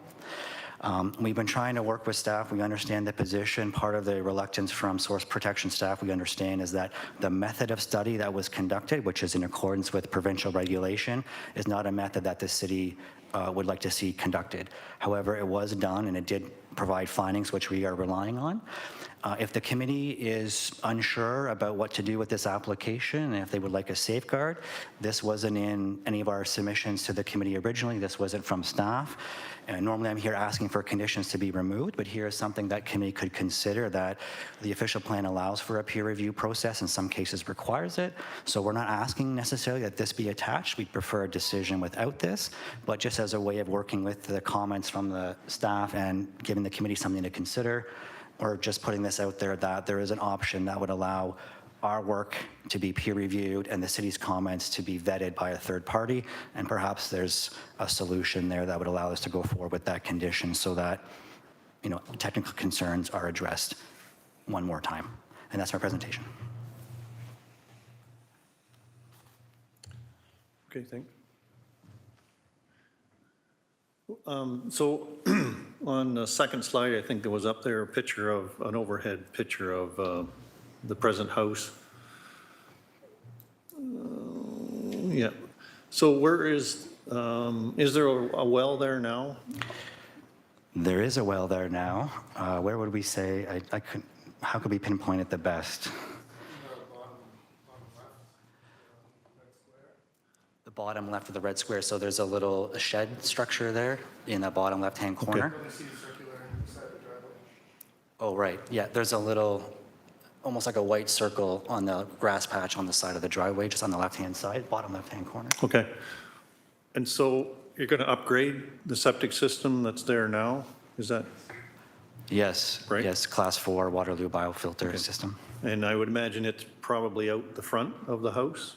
Correct. Okay. Sir. And that was part of Source Water issues was, that had to do a hydrogeological, on which you've done and presented very well. Committee? Just the existing septic system is basically in the front yard. And then you're going to upgrade it to a stage 4. And both the ADU and the existing residential will feed into one tile bed. Yeah, I think that's the way to put it. Correct. Yes. If I may, through the chair, there is some verbiage in the report, and I'm not the professional, but it quantified the proposed flows from the existing condition and the ADU. And with the new septic system, it'll actually result in a 30% reduction in nitrate loading, even though there's more flow from the additional fixtures. So I think I know where you're going with it, but the idea is that it'll be a more efficient system and actually be an improvement over the existing conditions. I mean, that could happen anyways. Obviously, without the ADU, the owner could do the new septic system, but with that result, even with the additional flow from the new fixtures, it still results in a cleaner condition overall, which we think is important to consider. This is an anomaly for us because in all the other ADUs we've done in similar circumstances, Source Water has basically said, you need a separate septic system and it won't fit on the lot. Whereas this is another difference, having stage 4 and based on the capacity with the extra fixtures and the ADU, et cetera, et cetera.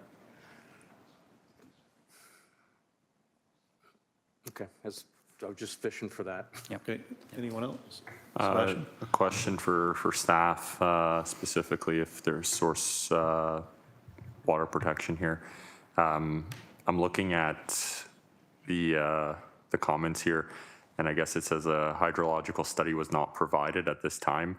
I guess the study that was, or what was submitted, may not have been to the satisfaction of what was required, and I guess I'm just looking to understand further comments around that and why that is the case. To the agent, is that quick? Oh, Just Through the chair, is there source water protection staff online? we're just through the chair. We're gonna check, see if there's If not, I have an email response.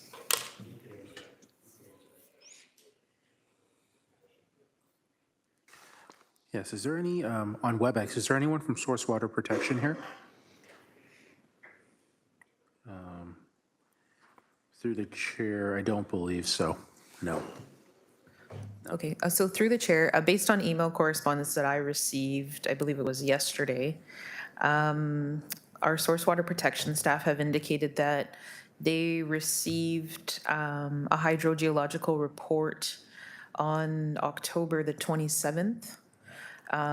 Through the quick review of that report, it was identified that the methodology, which I believe the applicants have noted, the methodology used within the report that was submitted is not consistent with the way Hamilton approaches hydrogeological studies.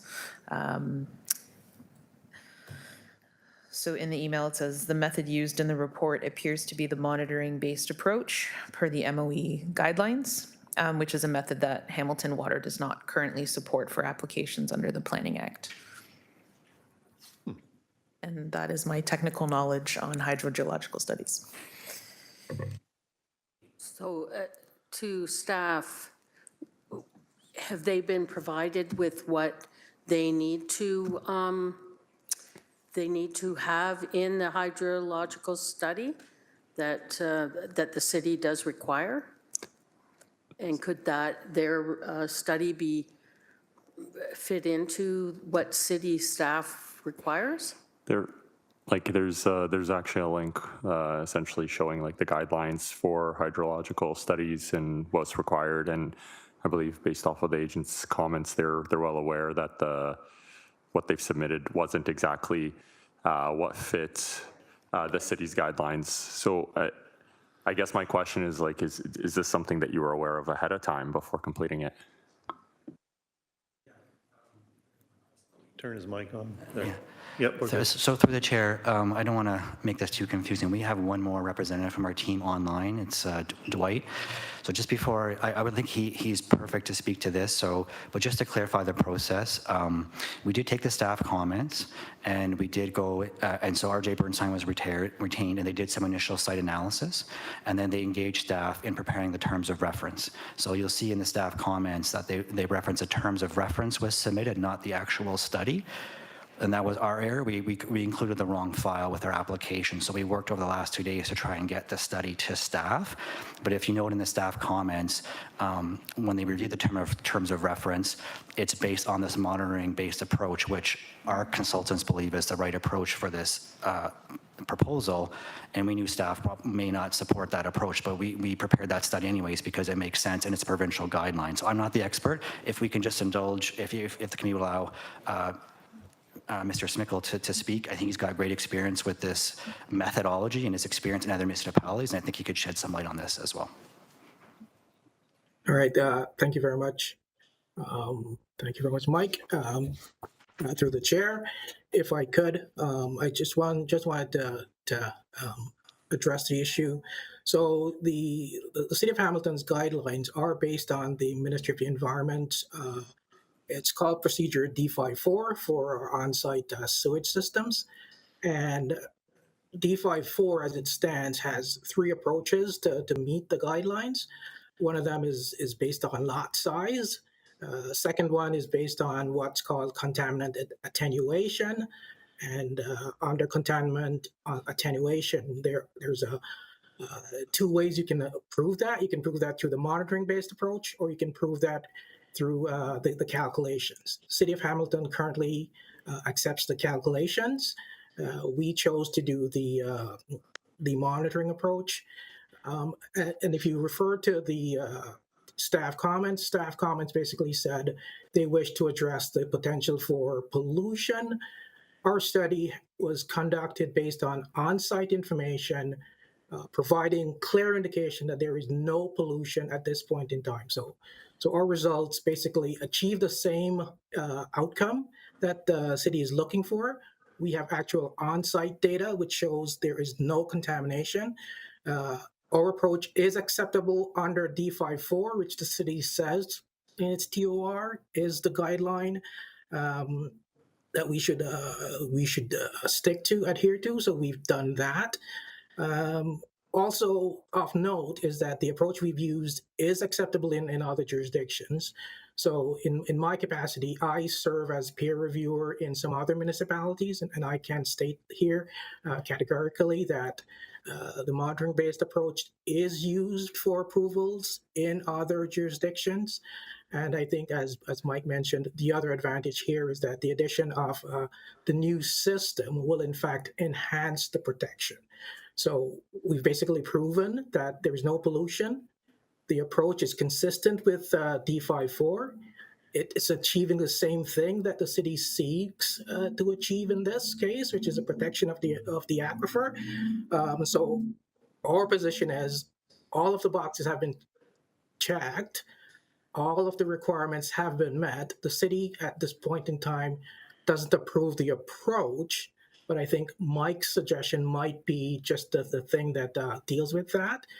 If the city isn't, or if source protection doesn't have the capacity to review our approach, then certainly a third-party peer review might be the way to get it done. I think I wanted to end it there, and I remain open for questions. So to follow up, I just some commentary here, like if you know the city wants the calculated approach, why would you choose to do the monitoring approach unless the calculated approach did not give you the answers that you, or show the figures that you would essentially need to pass this through? And of course, Source Water is not here, so they can't explain it all for me, but I'm just wondering why make that selection when you know it's not what they're looking for, and it's not. I'll pause there. So if I could, through the chair, the calculated approach is by definition a very conservative approach based on empirical formulas, based on assumptions, and very conservative. What I found, so I can give you one example. In my experience, we had a 33-lot subdivision that was being proposed. The calculations were done, and the calculation said, so in all cases, the target for nitrate is 10 milligrams per liter at the property boundary. When we did the calculations for 33 lots, we found nitrate levels were predicted to be around about 12 or 13. So certainly above the limit. Practitioners in the industry all acknowledge that the calculated approach is very conservative, right? It's very conservative, it overprotects. As part of that particular application, we actually went in, did some measurements on a neighboring lot, and we found actual nitrate levels were at 3, right? So the calculations said 12, the actual data said 3. So this is why we chose this in this particular case, because we know the calculated approach is very conservative, doesn't allow our clients to do what they want to do on this lot.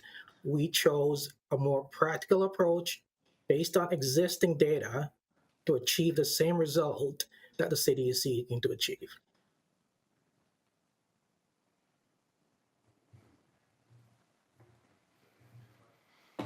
Answer your question?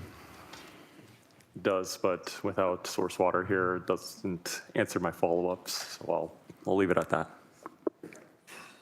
Through the chair, I'm just making a general comment. Do does the committee want us to try to contact Source Water Protection, see if they could join the hearing? Yeah, if you can, Okay, we'll see if we can, get someone to join. I don't know if the staff here, if we can, yeah. Okay, we've contacted them, see if they'll join us. Thank you.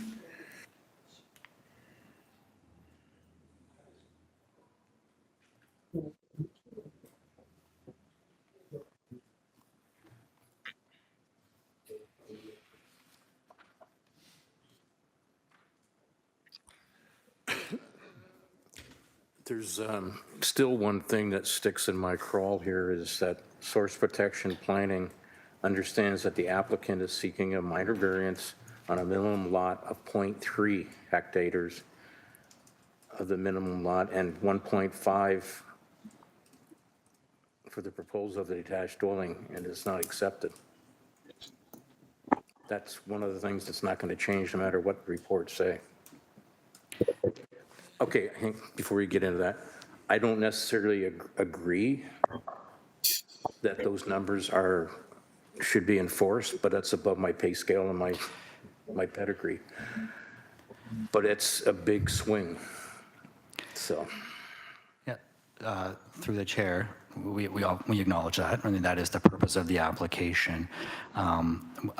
I think the answer is best situated in the conversation we just had, which is, so first of all, the policy and the official plan does allow for lot sizes to be made smaller. It specifically referenced that subject to a hydrogeological study, right? So when the numbers were picked, I think I would assume it's also based on a highly conservative approach where it's applied citywide and all the nuances of individual site conditions and groundwater flows and scientific study cannot be captured at the citywide scale. It's impossible, right? So to go with a conservative number that at least above that in most cases would be acceptable, I think is the right approach from a public policy perspective. Knowing also that an applicant or an owner could then look at their individual site and the policy allows for a smaller lot to be proposed if it can be justified. And that's where we're at. We wouldn't have made the application if there was no ability to make that case, and everything rests, in my view, on this technical study. And I think it's, without being the professional, it's unfortunate that one method cannot be accepted when there are practitioners in the field that use this all the time. RJ Burnside has the experience Dwight just mentioned. He's a peer reviewer in other municipalities where this approach is utilized. And we've had this conversation just in my office as planners and the municipalities we deal with, that to not even have the option is a little bit restrictive. So I don't want to speak on behalf of Source Protection. We just want to focus on our own material, and if we didn't have the results that satisfied any of this stuff, we wouldn't be here. There'd be no ability to make the application, right? And so, but with that on-site analysis, which is based on the monitoring and on-site conditions and being there and actually monitoring wells on adjacent properties and measuring the groundwater flow, looking at the well, not just doing a desktop calculation, this is the result that we came up with. So in my layman's view, I think that's a perfectly acceptable way, and professionals stamping a report and putting their name on it as this is a valid approach that use this methodology all the time, I think carries some weight as to, you know, what the committee should consider. So If you were to talk to Burnside, or who did all the reporting for you, and he calculated a bare bones standard for what's there now, and what those standards would be if they included the fixtures, et cetera, for the ADU, and how much of an impact that would make, thus justifying going to the phase 4 or stage 4 septic. Josh or Dwight, I don't know if you could speak to that.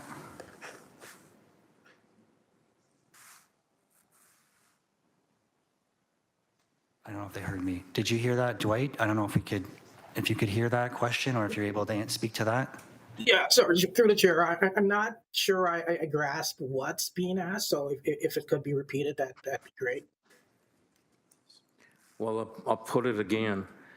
If the current levels of nitrate on the property are at one stable number that is acceptable, if you included the new fixtures in the ADU, calculated that into it, would the stage 4 septic system that's designed or recommended, would it cover it? We could possibly, I think through you, Mr. Chair, I think we could potentially look at what that would mean.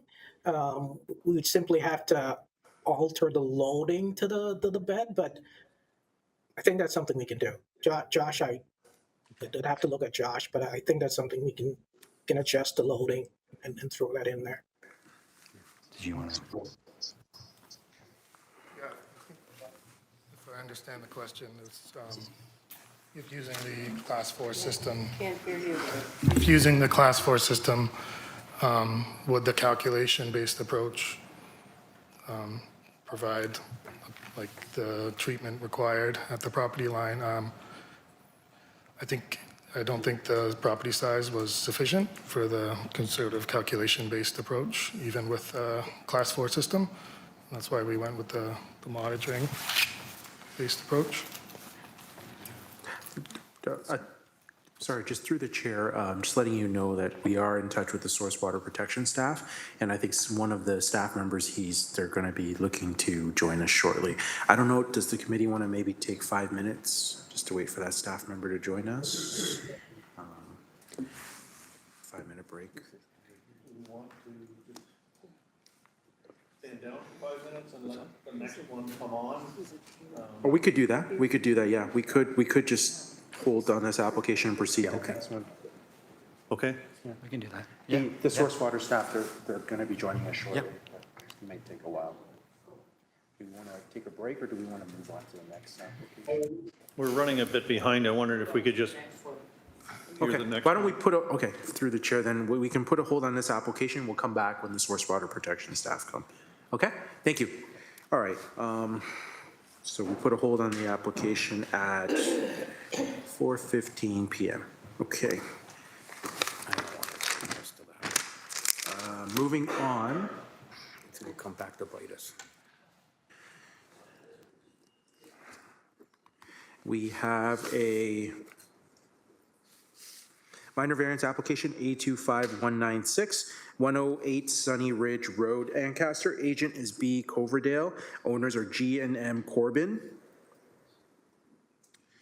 Are there any members of the public who wish to speak on this application? Okay. Seeing none, I'll ask the applicant or agent, please step forward. Please provide your name and address, and you have 5 minutes to speak. Thank you.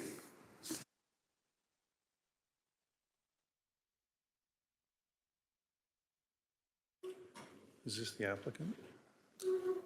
Sorry, are you the applicant? I'm the agent. You're the agent, okay. Yeah. Sorry, go ahead. I'm here representing the Corbin family. We are here to request a height variance for a accessory building that is currently built that is 4.5 meters, that is looking to be converted to 8 meters, or just under 8 meters. I see that there's a staff comment here that I wanted to have a conversation about because it does recommend a table. We believe that there is no new foundation, there'll be no alteration to the soil on this property. We understand that there is a tree protection plan that is required for building permit. We do this process a lot of times in the city. We have to provide during the permit process and also on inspection, tree protection is properly done with the fencing, with the top board. We do that constantly through our company before we start construction. We're asking this not to be tabled based on the fact that there is only one tree that is within 20 feet of this property, of this structure today, which is already currently there. I'm sure if anyone went to the property to view it, they would see that there is no implications to the limbs touching the building, coming close to the building. So we're asking that you guys review this. We understand that we will have to provide a tree protection plan during the time of building, but we do not feel like this has anything to do with the requirement from going from 4.5 meters to 8 meters. So the maximum height of 8 meters, so it almost twice as high as what is allowed. How close is the house to this? So I'd say, I could pull up the application here. The house is, the lot line is, just so I can correct when I do it. The house is, sorry, just give me 1 second here. So the house is roughly, I mean, give or take about 7.5 meters, 7 meters or so from the actual house dwelling. The house dwelling is actually significantly taller than the structure that we're currently asking to build. If I look correctly, the current house structure height today is 9.5 meters. I just want to I think there was some comments in there too about overlooking or privacy issues or whatever for the deck. Yeah, so the deck was really just put on there as a bit of a sunset deck. They bought the clients recently bought this property to kind of move to the country and slow life down a little bit. They have some storage issues. They're looking to add some storage to the second part of the building, and they thought it would just be something if the deck is required. I've gone through the process with the building department and zoning, and I got a call yesterday notifying me from zoning that there's no encroachment or issue with the deck as it's structured. But if the deck was something that needed to come off, we would be willing to look at that.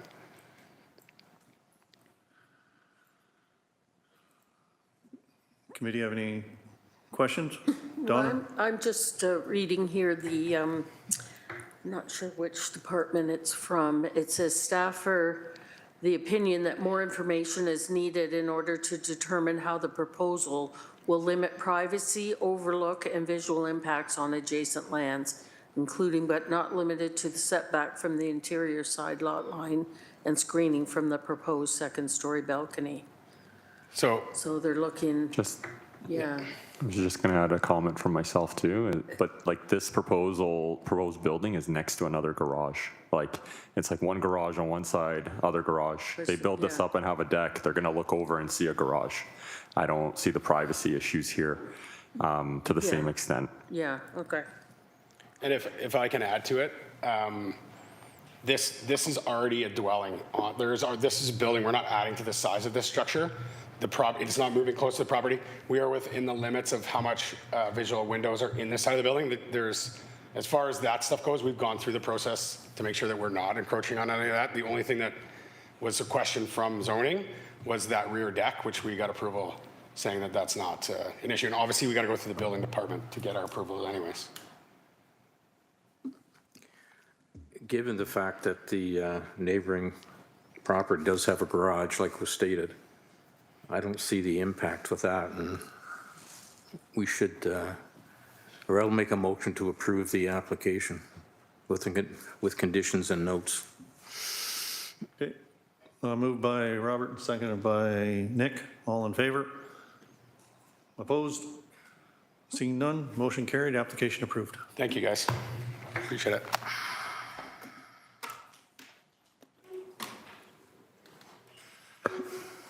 Have we heard from Source Water or?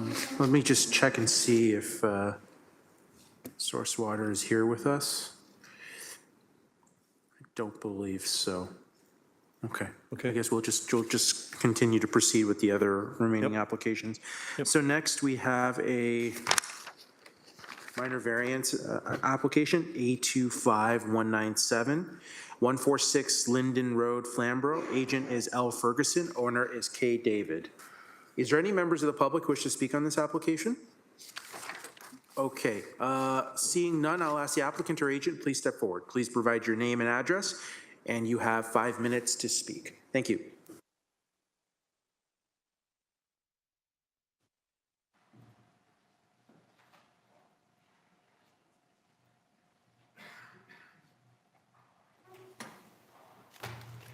Mr. Chairman, in the interest of time, I see you're running over an hour right now. I think I can make this pretty simple for you. We support the staff recommendation to approve, so I'll simply come back to you and say any questions. Committee, any questions? I'll make a motion to approve. Okay, moved by Mel, seconded by Robert. All in favor? Opposed? Seeing none, motion carried, application approved. Thank you. Thank you. Okay.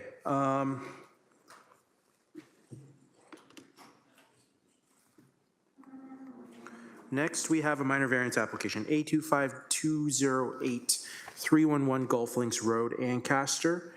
Applicant is Design Plan Services Incorporated, K. Harrison McMillan. Owner is 311 Golf Incorporated. And I believe we have some interested parties here. First, I have Sandy Todd.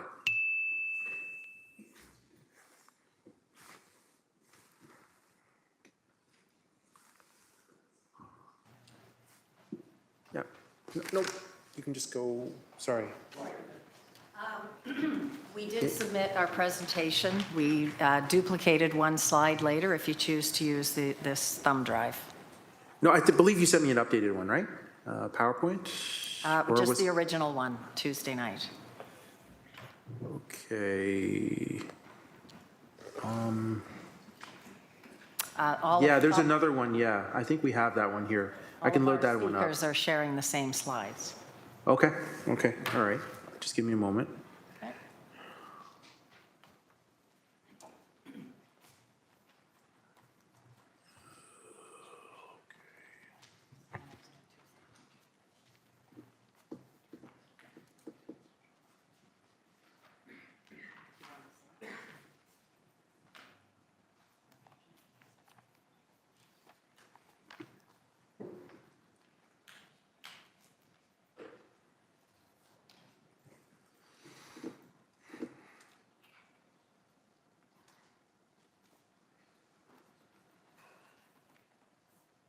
Yeah, through the chair, I believe these residents are all sharing a PowerPoint presentation here, or this presentation. It's ideal if we can give you the thumb drive.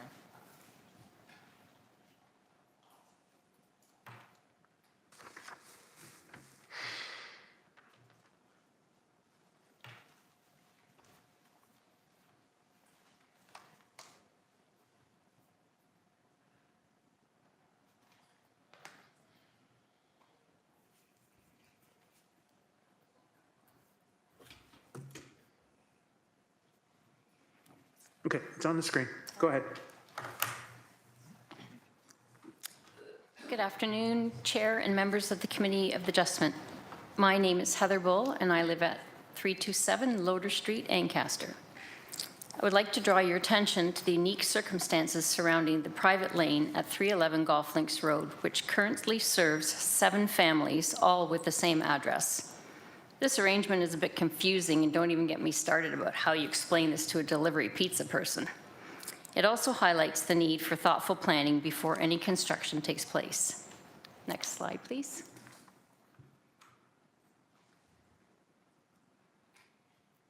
And next slide, please.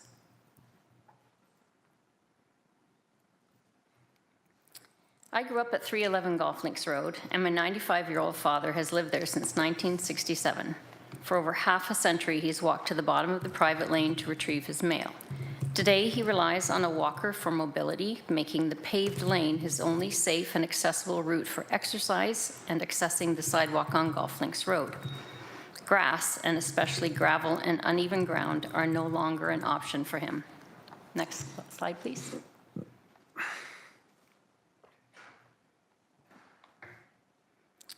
The construction of 10 townhouses directly on this lane would disrupt his ability to move freely. Any blockage or prolonged upheaval of the paved lane, which could last more than a year for a site this intense, would effectively confine him to his property. For someone of his age, this is not just inconvenient, it poses serious risks to his well-being and quality of life. Many of the residents on this lane are elderly, and my father alone requires daily support from caregivers. In my father's case, emergency services have already been called twice this year, and restricting lane access during construction could delay critical assistance, putting his life at risk. We propose a solution that is reasonable and safe. The builder has ample frontage onto Golf Links Road, which he could create a separate and direct access from the road to the development site. This road would allow all construction equipment, deliveries, trades, parking, and future traffic to access the site without compromising the safety of the existing residents. We're also concerned about the construction management practices of Veloce Construction. Next slide, please. In 2022, the company undertook a similar project in my neighborhood that caused major disruptions to the community. The builder proceeded to remove a rear fence from the city property to access the building site despite being denied permission to do so from the planning committee. Their tradespeople frequently parked in prohibited areas directly on the single sidewalk on the street, creating safety hazards for children, parents with strollers accessing the local daycare, and seniors, some with walkers, who needed to enter the very busy road to pass the entire site. Next slide, please.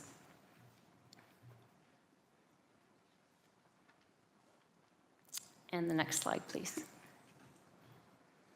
As you can see from this picture, the builder used the entire sidewalk, and I'll reiterate that there is only one sidewalk on this street, to store materials over a whole weekend, which effectively closed the entire sidewalk for the whole width of the construction site. I'll reiterate, anyone trying to pass the whole site for almost 3 days was needlessly endangered while having to enter the busy street to pass this site. Next slide, please. Although the bylaw department was contacted many times, the problems persisted. At one point, a no parking sign in front of the construction site was removed, apparently by someone connected with the builder, and it took 6 weeks and taxpayer funds to have it replaced. During this time, bylaw's hands were tied by the fact that it couldn't prove that it was a no parking zone due to the lack of signage. Given this history, the residents at 311 are very concerned about how access to the private lane will be maintained during what appears to be an extensive construction project and in the future.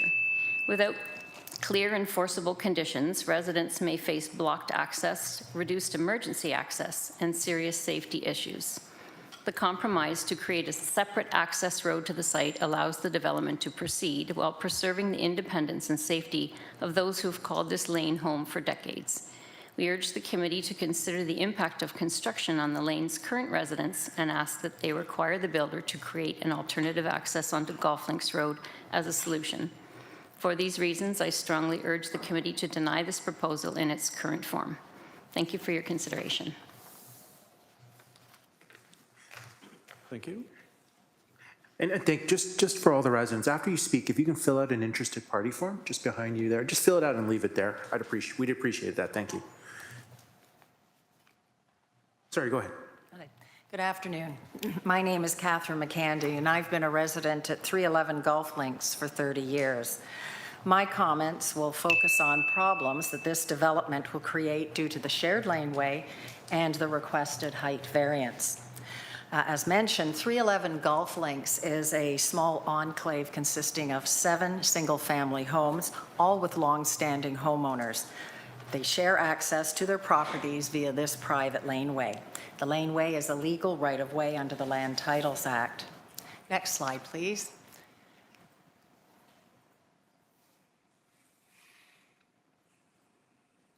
The proposal to build 10 townhouse units with 10 individual drives opening to the communal laneway is neither workable nor safe. This is because that single exit has always been the choke point of the 311 enclave. Next slide, please.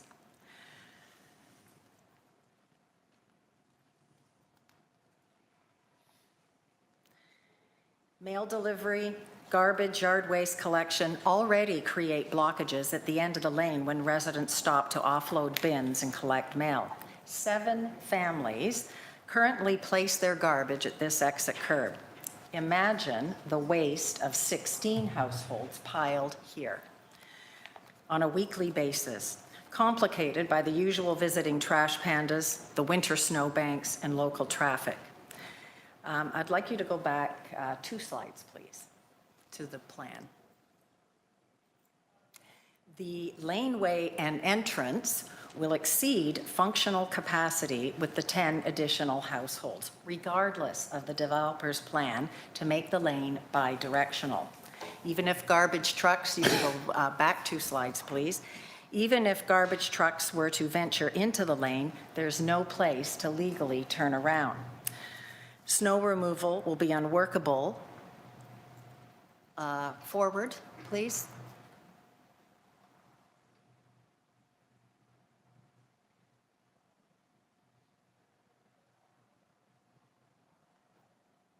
Next slide. Next slide. There. Snow removal will be unworkable with the 10 additional stub driveways on one side and the proposed parking lots, the red cars, on the opposite side of the laneway. Again, because they are clustered at the choke point of egress, as you can see. The laneway is already operating at the operating limits of what is feasible for 7 homes. Next slide, please.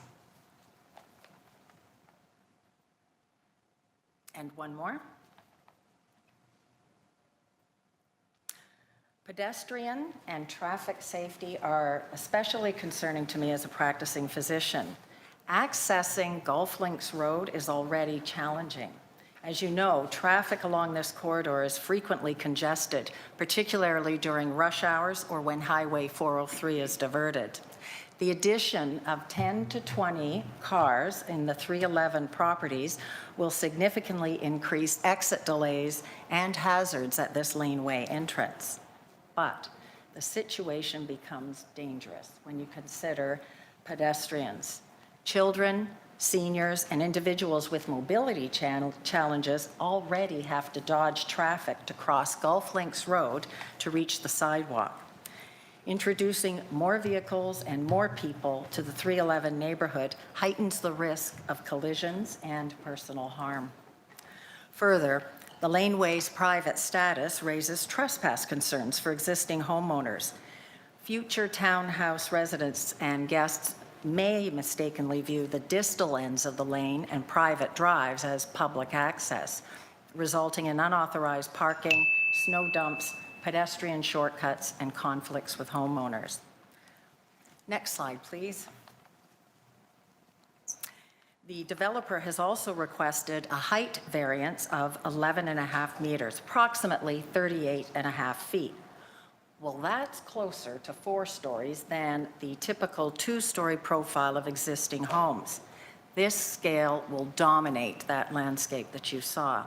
Plus, the planned removal of most mature trees will allow nighttime light pollution, noise, and privacy intrusions for existing residents. This is especially true for the Gulfdale families whose backyards border the proposed parking lots along the laneway and face the front of the townhouse complex. Planning report states that, and I quote, "The variances requested are minor and not anticipated to result in adverse impacts on the surrounding properties or public realm." We, the current homeowners of 311, strongly disagree with this statement. Consider, just for a moment, that 2 to 4 people may live in each townhouse. That's 20 to 40 individuals, plus their 10 to 20 vehicles in addition to the regular users, all channeling through one single egress point, trying to merge onto a busy Golf Links Road. This change is anything but minor. Greenlighting this development as proposed will lead to increased traffic congestion on Golf Links, over-densification, sanitation issues, safety risks, and the permanent loss of the established character and beauty of our neighborhood. Thanks for listening.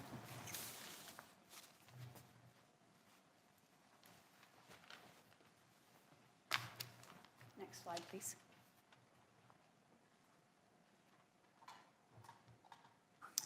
One more, please. Yeah, and do provide your name and address, please. Yes, I will. My name is Ann McMillan. Oh, sorry. My name is Ann McMillan. I live in the original 311 Golf Links home that was my parents bought in 1960. It was built in 1919 by Judge Burbage, who owned all of the 311 lands. His granddaughter, Susan, still lives up the hill in her original family home where she was born. I'm a biologist, and I've worked for 35 years as an environmental consultant. Today, I'll focus on the natural heritage and drainage aspects, but I encourage the committee to look at my written submission and the city's comments, which echo a lot of our concerns. Next slide, please.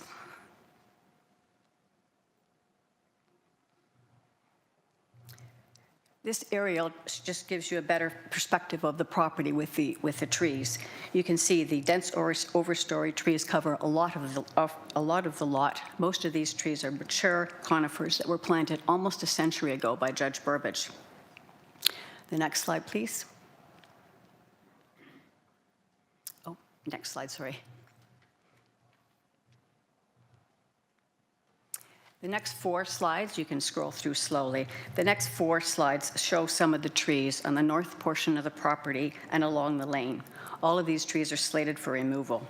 These towering white pine and mature white spruce provide habitat for a range of wildlife. A pair of Cooper's hawk nest annually, and the trees provide wintering cover for deer and shelter for a range of other small animals and birds. Beyond these ecological functions, the heritage trees provide aesthetic and screening values.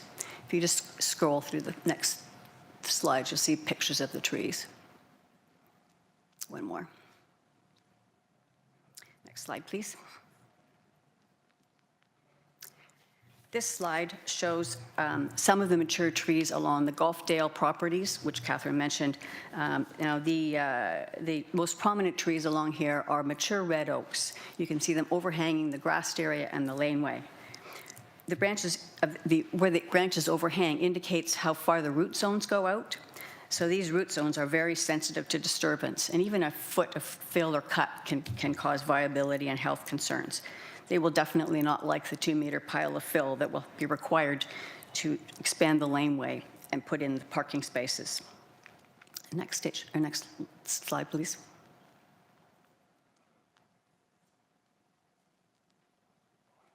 Oops. That one, yeah. The broad grass drainage ditch that you see on the left-hand side of the photo, that runs along the east side of the laneway. It provides natural runoff infiltration presently. Any runoff from big storms or storm events collects in the ditch and in a shallower ditch on the west side and slowly percolates into the ground. There is no outlet, so 100% of the runoff from the lane and the property infiltrates to groundwater, getting cleansed in the process.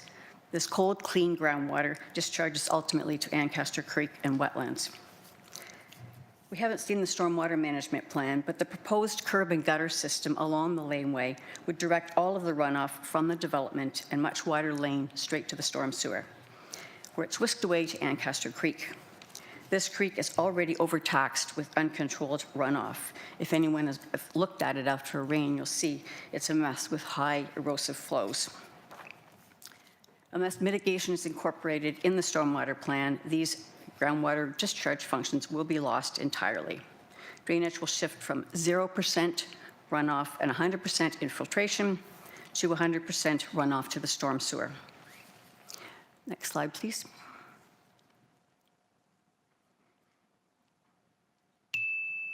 This aerial shows the broader perspective around the site and how everything is interconnected.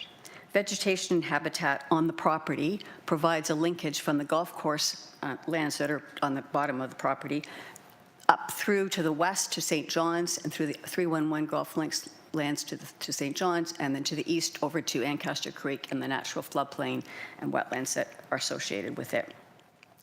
The proposed plan does not appear to consider this landscape context or this functional connectivity. Now, if you could go back a few slides, please, to that one with the X's on it. I think it's back about 6 slides.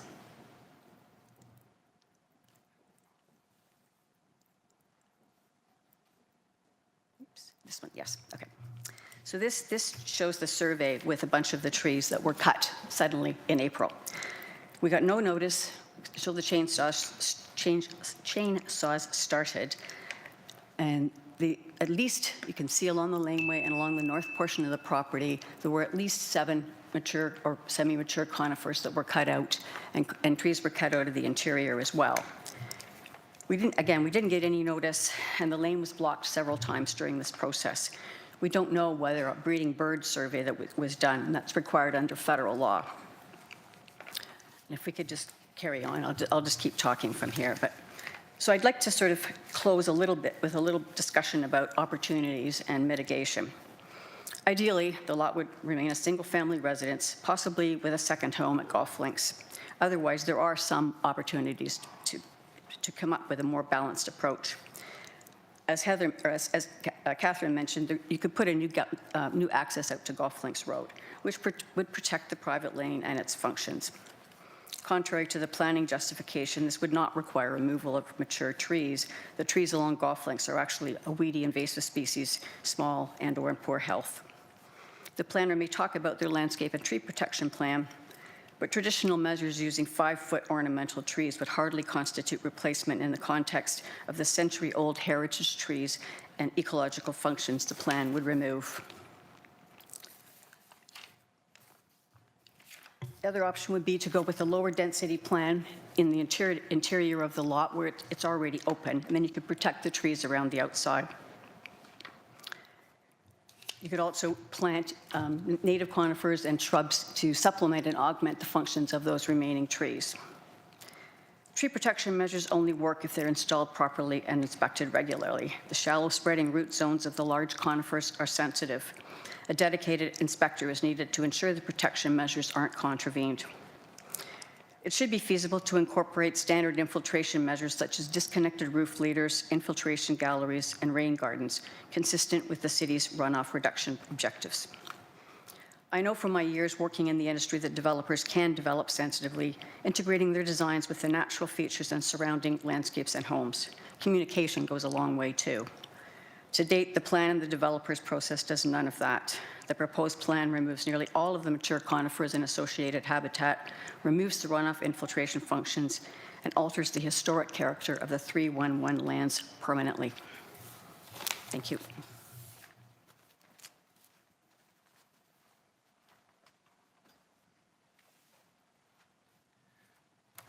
Good afternoon, Committee of Adjustment members. My name is Sandy Todd, and I live at 2422 Governors Road.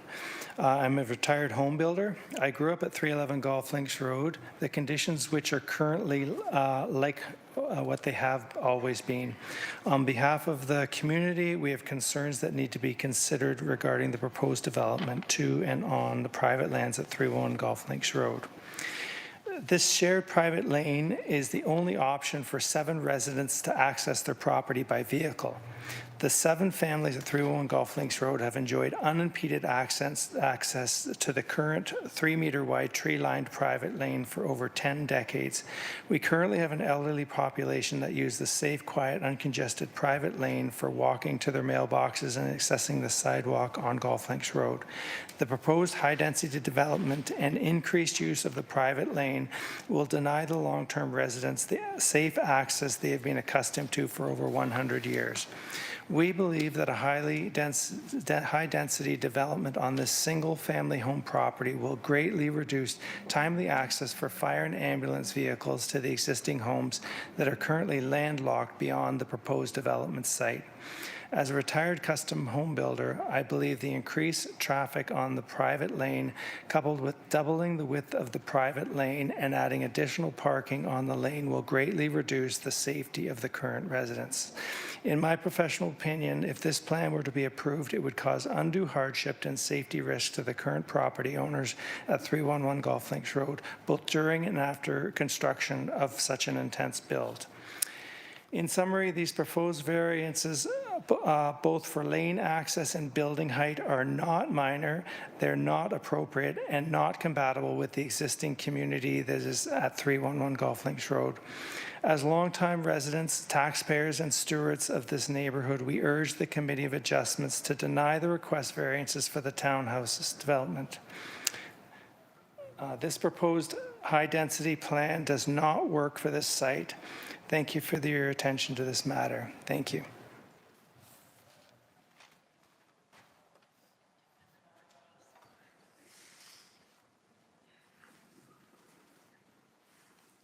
Hello. Thanks for hearing us. My name is Jim Barclay, and I live at 285 Golf Links Road.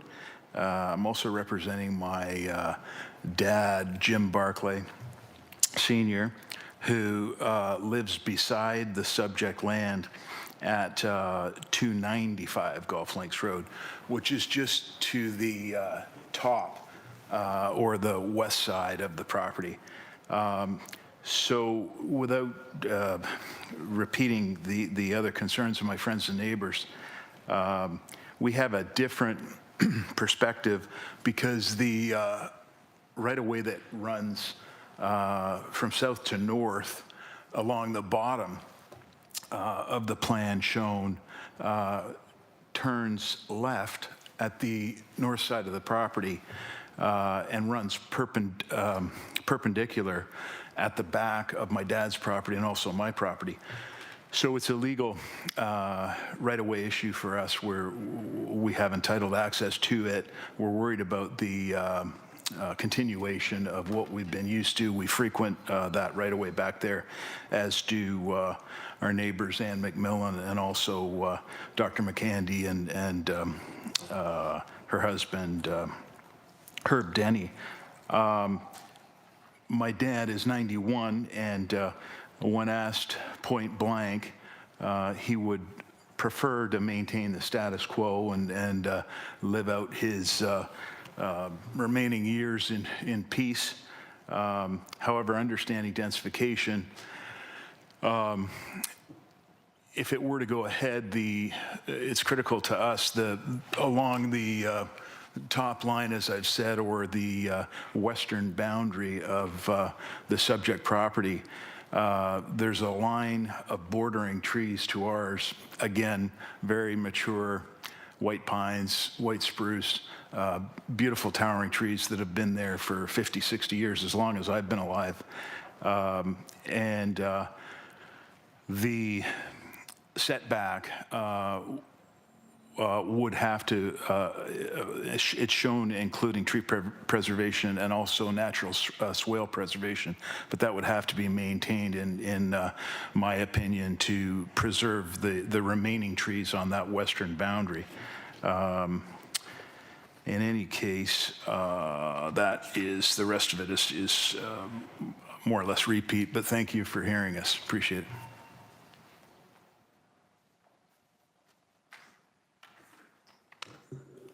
Is there any other members of the public who wish to speak on the application?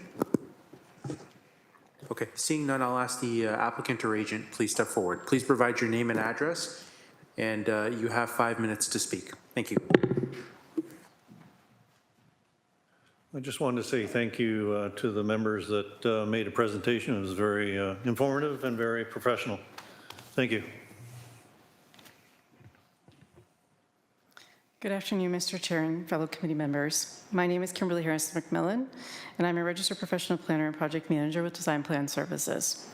I'm here on behalf of the property owners, Joseph and Lisa Vellucci of 311 Golf Inc., also known as Vellucci Homes, who are in attendance today with me as well, to request 2 variances to facilitate a townhouse infill development.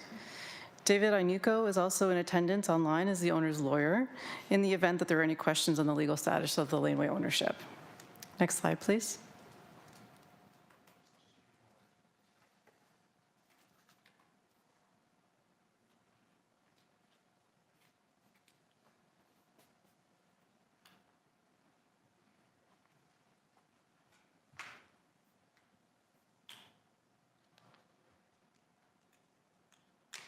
Thank you.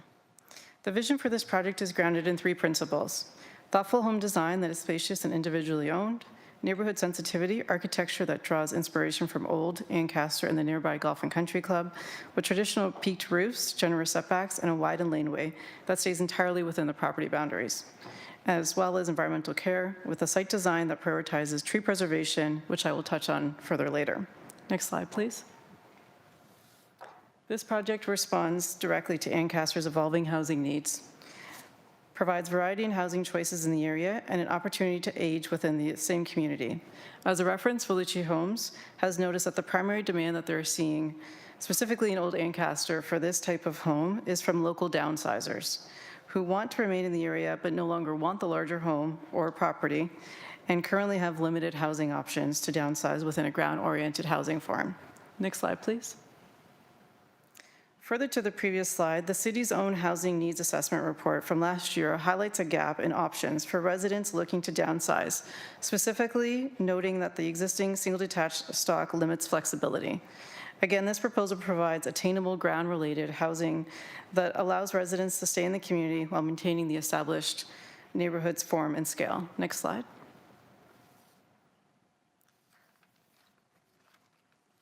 The lands are designated neighborhoods in the UHOP, which permits a range of low-density housing forms, including street townhouse dwellings, and are characterized by grade-oriented built forms with direct access to each unit at grade. At 22 units per hectare, the proposal is well below the 60 units per hectare permitted, and the buildings are limited to 3 stories, consistent with the low-rise intent, while contributing to the city's goal of accommodating 80% of growth within existing neighborhoods. By orienting the dwellings to the laneway, we maintain a compatible built form and avoid creating multiple new driveways along Golf Links Road, which is also a collector road. This also prioritizes maintaining as much of the tree canopy as possible. Also, we have discussed the road widening along Golf Links Road with transportation planning staff, and should this application be approved, the owner is willing to provide the desired 3-meter right-of-way dedication to the city, despite the proposal not being subject to site plan approval. Next slide.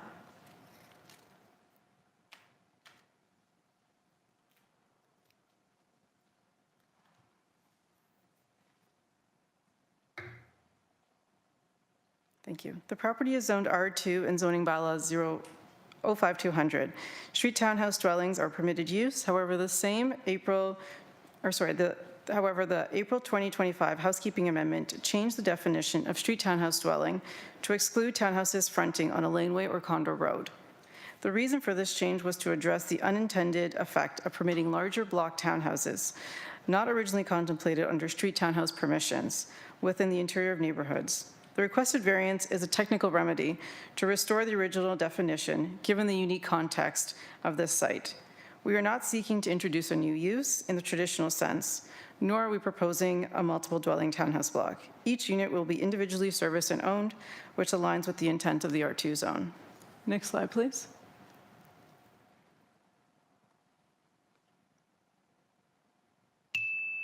We are seeking 2 variances to increase height from 10.5 to 11.7 meters, which in our opinion is, or in my opinion, is a modest difference due to the peaked roof design and natural grade conditions, which I will also touch on. And 2, to modify the definition of street townhouse dwelling to permit access from a laneway or condominium road. This variance is technical in nature and recognizes the intent of the R2 permissions and the pre-amendment definition. Prior to the housekeeping amendment, the city report PED 22154A, dated February 23, 2024, included the creation of the R2 zone. That report notes that the R2 zone applies to low-density residential areas where lots are predominantly larger than those in the R1 zone and often located on roads with a rural cross-section. The intent of the R2 zone is to permit a range of low-density residential housing types to meet the needs of all residents of the city, which includes more than just single detached dwellings. It also notes the zoning bylaw regulations recommended in the report would establish as-of-right zoning permissions to meet the majority of lot types and circumstances. However, it also recognizes that it cannot anticipate all the differences and unique circumstances that may exist, and that variations to these standards may be appropriate and would be considered by process of minor variance. It is my opinion that this would apply in this situation to the height variance proposed, but also to allowing a street townhouse dwelling with frontage on a laneway or condominium road, given the unique characteristics of this land, with frontage on a collector road and being bound by existing lanes to the north and east sides. Next slides, please. The property is outlined in red and currently contains 1 single detached home with a pool and tennis court in the yard fronting onto Golf Links Road and the laneway from Golf Links Road. The laneway that extends northerly to provide driveway access to the 6 additional properties, as you heard earlier, are shown in blue. To be clear, the portion of the laneway outlined in red is solely owned by 311 Golf Links, Inc., with easements for access to the other 6 property owners. This proposal includes improvements to the laneway, which the owner has confirmed with their lawyer is permitted, but also maintains the right of access for those additional 6 properties, maintaining their obligations to provide access. Next slide. The proposal maintains this laneway connection, but widens and upgrades it entirely within the subject property, improving access and safety for all users. The layout ensures adequate building separation, usable private outdoor space, and landscaping buffers while recognizing the road widening dedication along Golf Links Road. Next slide, please. Just through the chair, just letting the agent know you've passed the 5-minute time frame, but I'll leave it to the committee if they want to continue to hear your presentation. Thank you. Thank you. It is important to note that if this proposal was rotated onto Golf Links Road, the units proposed would meet the new street townhouse definition and be permitted as of right. However, this would require multiple new driveways on a collector road, result in a greater loss of trees along Golf Links Road and the westerly boundary of the property, which we heard is a concern, and leave the laneway unimproved and undersized. Also, I'd like to point out that the red line shown along the right side of the image, as you can see, it is, the red line, is the existing laneway. The area to the left of that is the proposed lane. And the idea here being that the new lane at 6 meters wide would actually allow for emergency vehicle access. That is your typical size for a private road.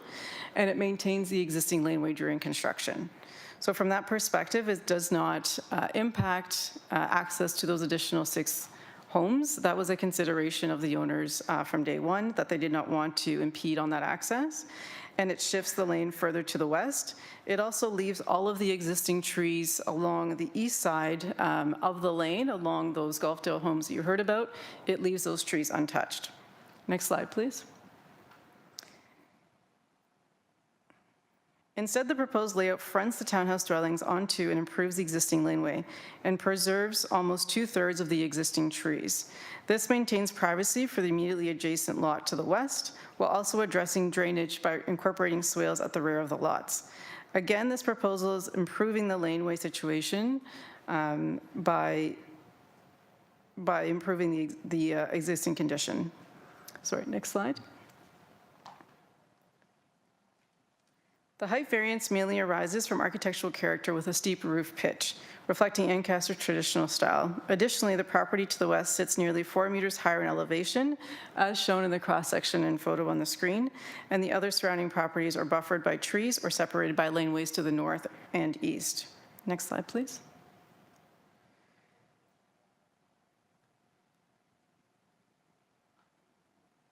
The project has been phased specifically to ensure continuous access, as I mentioned.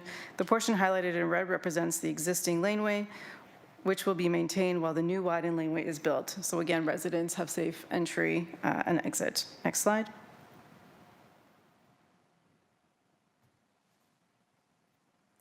The laneway currently operates as a single lane access where vehicles have to reverse to pass one another. The proposed widening would result in the upgrade to the current conditions by improving safety, access, and maneuverability. Next slide.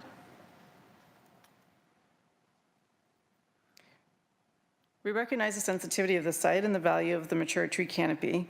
By orienting dwellings toward the laneway, approximately 67% of trees are preserved versus only 25% if the units fronted onto Golf Links based on the as-of-right permissions. Next slide, please. Based on the provided justification, it is my opinion that the proposal fits with the existing and planned context for the neighborhood and represents good planning. The proposal maintains the general intent and purpose of the official plan, the zoning bylaw, and is appropriate and desirable and is minor in nature.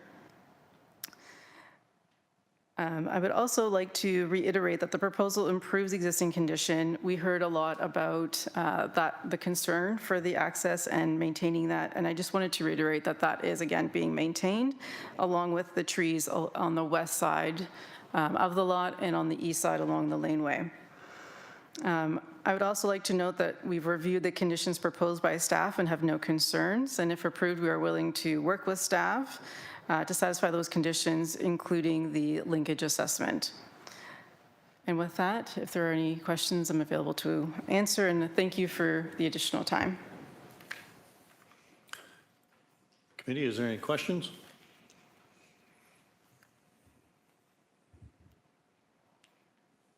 I think my question is to staff. The part about the townhouses can't front onto a laneway.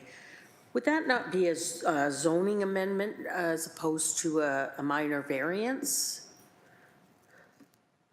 To the committee member, yes, that would be correct. This is more of a use change, so it would require a zoning bylaw amendment as it's not minor in nature. So this is not the appropriate route to go.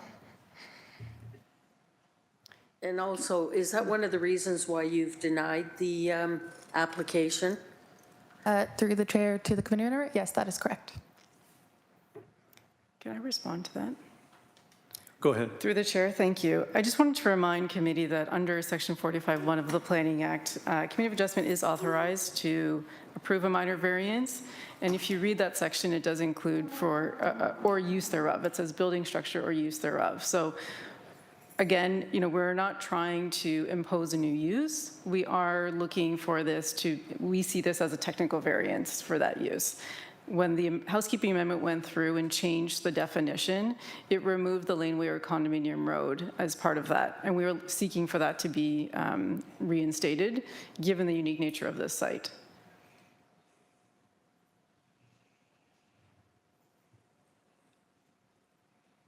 Anyone else?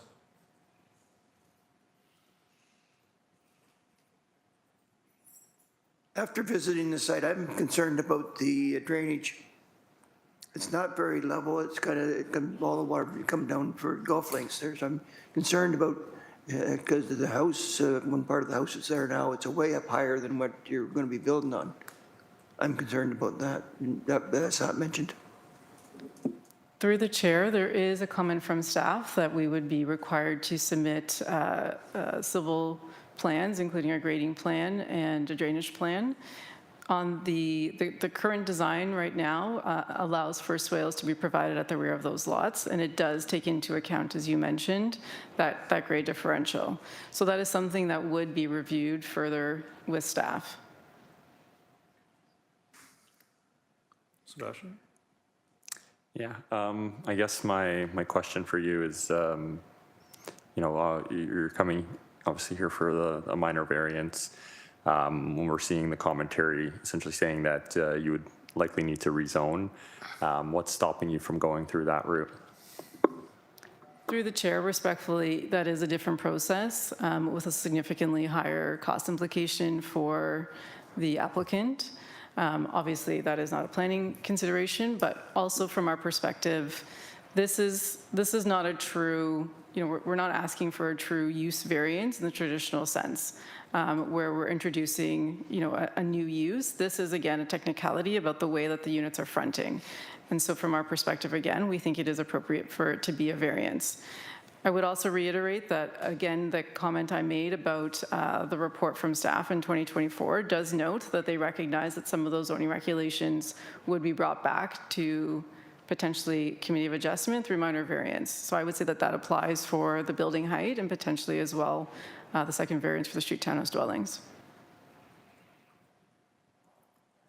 In one aspect, it is a change of use because it's just a laneway or an access at this point.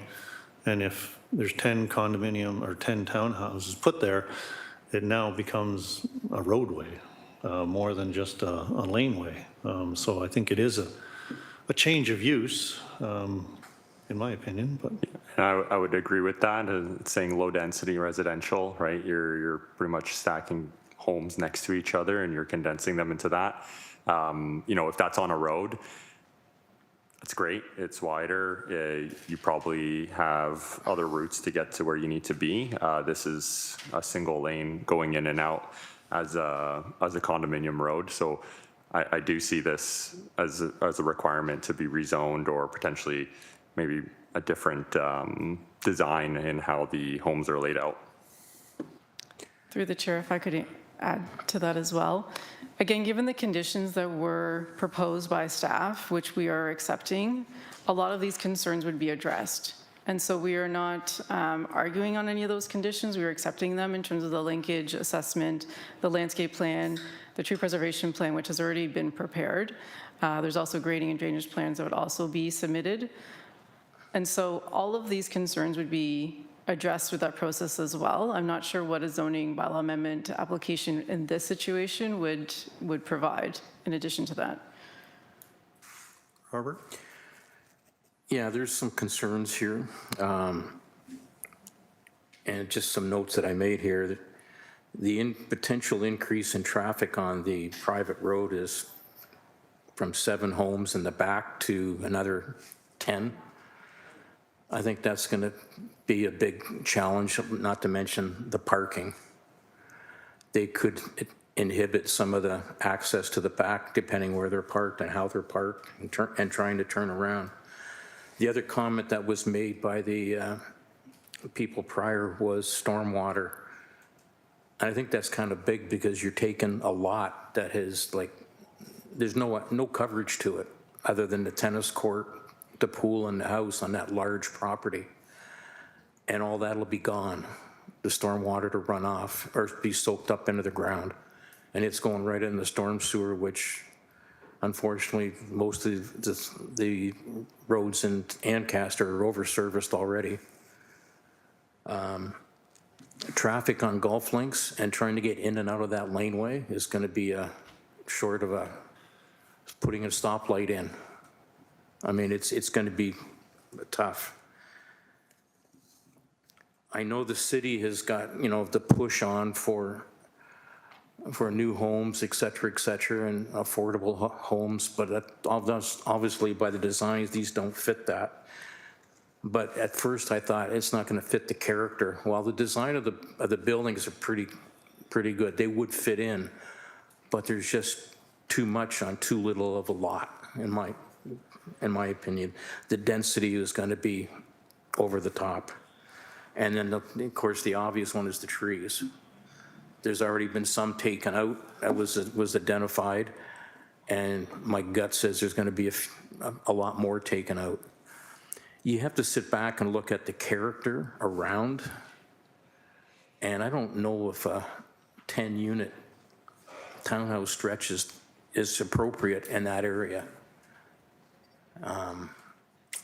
To me, it just doesn't fit. Okay. So. More comments? Go ahead. No? Donna? I'm going to, with all the concerns that we all seem to have, I'm going to make a motion to agree with staff and deny the application. Okay, is there a seconder? Robert? All in favor of denial? Opposed, if any? Seeing none, motion carried, application denied. Thank you. Through the chair, I just want to let you know about, just going back to, is it A2, minor variance A24174, 360 Book Road West, Ancaster. Source Water Protection got back to us and the staff are not able to attend the hearing. So I'll leave it to the committee how you wish to, do you want to return to that application now or? Bring it back? Yeah, bring it back. Okay, why don't we bring it back then? Okay, it's now 5:10 p.m. And this is A24174, 360 Brookwood, West Ancaster. All right, 1379.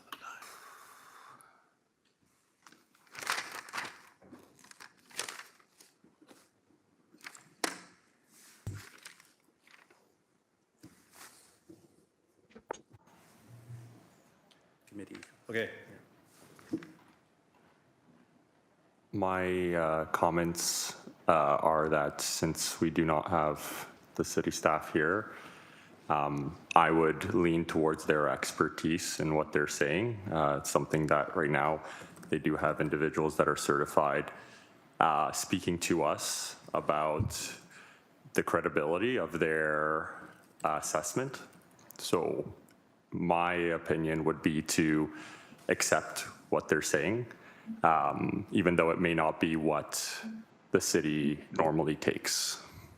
And I would put a motion forward to approve this application with all proposed notes, I guess, at this point. And the acceptance of their hydrogeological study? And their acceptance of their hydrogeological study. Is there a seconder? Donna? All in favor? Opposed? One opposed. Sorry, who is opposed? Robert. Oh, okay. Motion carried, application approved. Thank you very much for your time and also for engaging in the discussion. It was very helpful, so I very much appreciate that. Thanks a lot. Sorry, through the chair, was there a proposed condition from the applicant? I can't recall or no. We put it up there, but we weren't requesting it, so I... Okay, all right, thank you. Okay, thank you very much. Thank you. Okay. So next we have a minor variance application. A25192, 1310 Gore Road, Flamborough, agent HFH Incorporated, J. Vanderwoord. Owner is T. Harcourt. Are there any members of the public who wish to speak on this application? Okay, seeing none, I'll ask the applicant or agent to please step forward. Please provide your name and address, and you have 5 minutes to speak. Thank you. Good afternoon, committee, and through you, Chair. My name is John Vanderwoord. I am from HFH Inc., and I am the agent for 1310 Gore Road, application number 25192. I have read through the staff comments and understand the proposed conditions and agreed to those proposed conditions, as we have already submitted a tree protection plan and a landscape plan, and I understand there are some revisions that need to happen for that.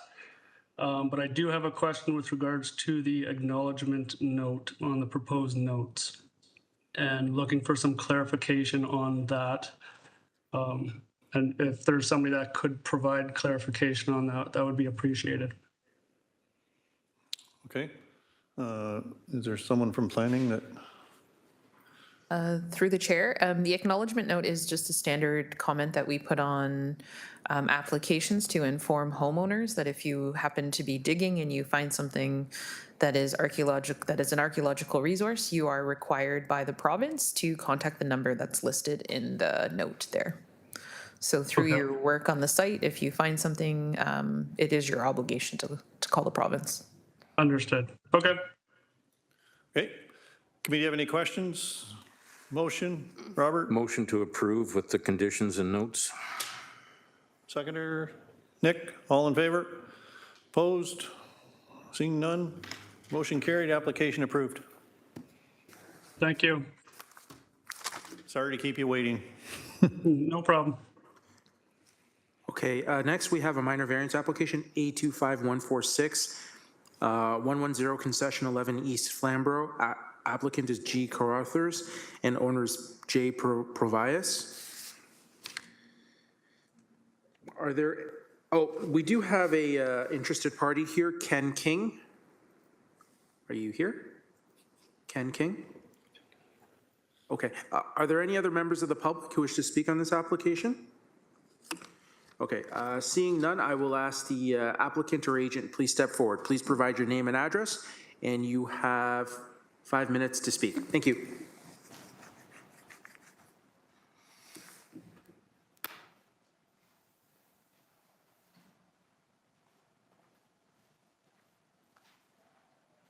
Hello, Mr. Chair. My name is Gord Carruthers. I represent John Provias on the minor variance that was tabled at the last C of A meeting.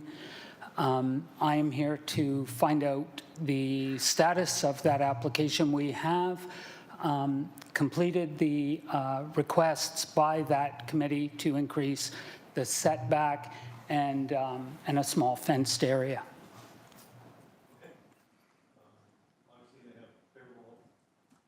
Obviously, they have favorable comments now, so committee have any other questions? Are you okay with all the conditions that were set out? Yes. In that case, I'll make a motion to approve with the conditions. Moved by Mel, seconded by Robert. All in favor? Opposed, if any? Seeing none, motion carried, application approved. Thank you very much.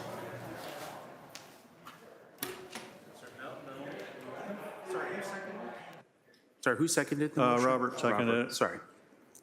All right, okay. All right, moving on. We have a consent application. B25064, 313 Concession 10 East Flamborough. Applicant is Bronte Creek Equestrian Sport Limited. Owner is J. Bisicker. I apologize if I mispronounced your name. And agent is P. Mooland. Are there any members of the public who wish to speak on this application? Okay, seeing none, I'll ask the applicant or agent, please step forward. Please provide your name and address, and you have 5 minutes to speak. Is the applicant or agent here? Okay.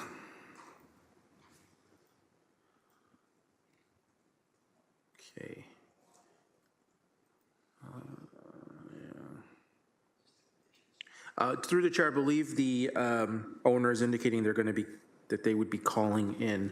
I don't know if we'll, we can maybe try to reach out to them, and no, we'll just move on to the next application then. Okay. Can we just move forward with this one? Through the chair, yes, that's correct. You could, if you wanted to, you could proceed without the applicant present. That's up to the committee. Okay. Do we have any questions before I make a motion? I'll motion to approve with all proposed conditions and notes. Okay, seconder? Mel, all in favor? Opposed, if any, seeing none? Motion carried, application approved. Thank you. And through the chair, we'll notify the applicant or agent about that as well. Thank you. And then lastly, we have a minor variance application.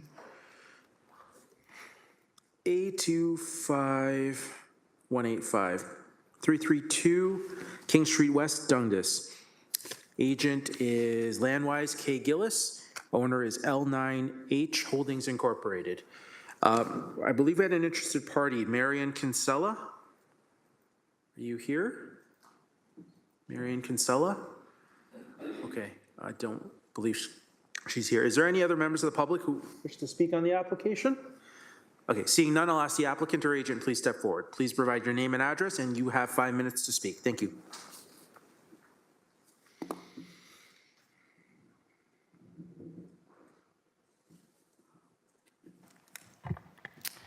Good evening. Caitlin Gillis, Senior Planner with Landwise, and I also have with me Brent Waibenga, and he is a representative of L9H Holding.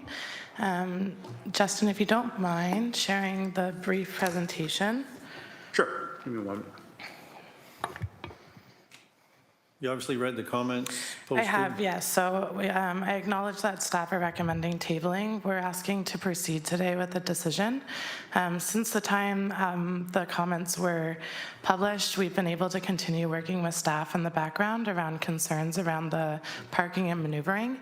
And we've come to a positive result on that. And I won't speak for Mr. Skidmore on his behalf, but happy for you to refer to him, but we have transportation planning support on the, I will be presenting a revised plan with a request to a small revision to a variance.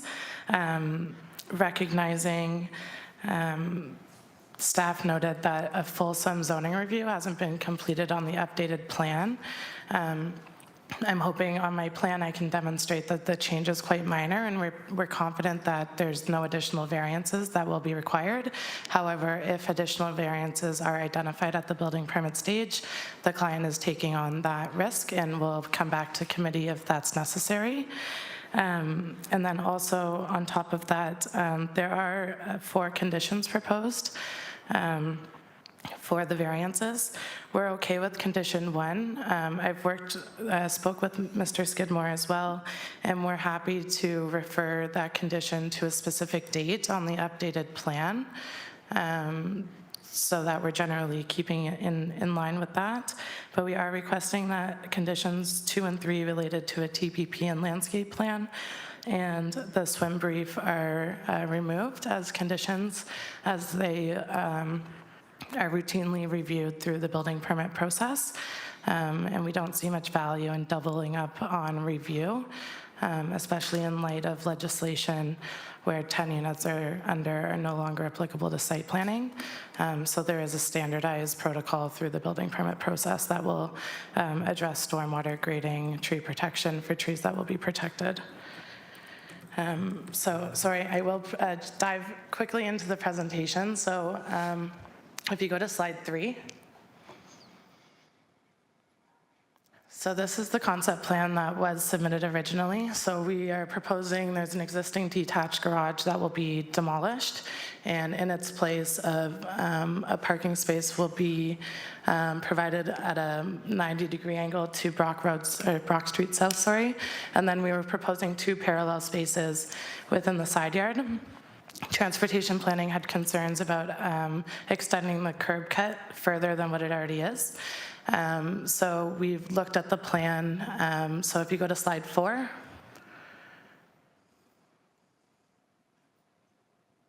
We are proposing 2 on-site parking spaces, which is aligned with zoning bylaws 05200's parking requirements for Dundas, which is the parking rate area 2, if you're familiar, which would require 2 parking spaces for 5 units.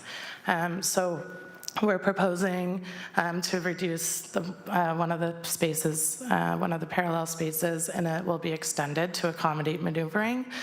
So this plan has been reviewed by Transportation Planning and has their support, and they have no concerns. So we're asking for a revision to the variance, and I apologize, I don't have the variance number in front of me. But we're asking for a parking rate of 0.4 instead of 0.6.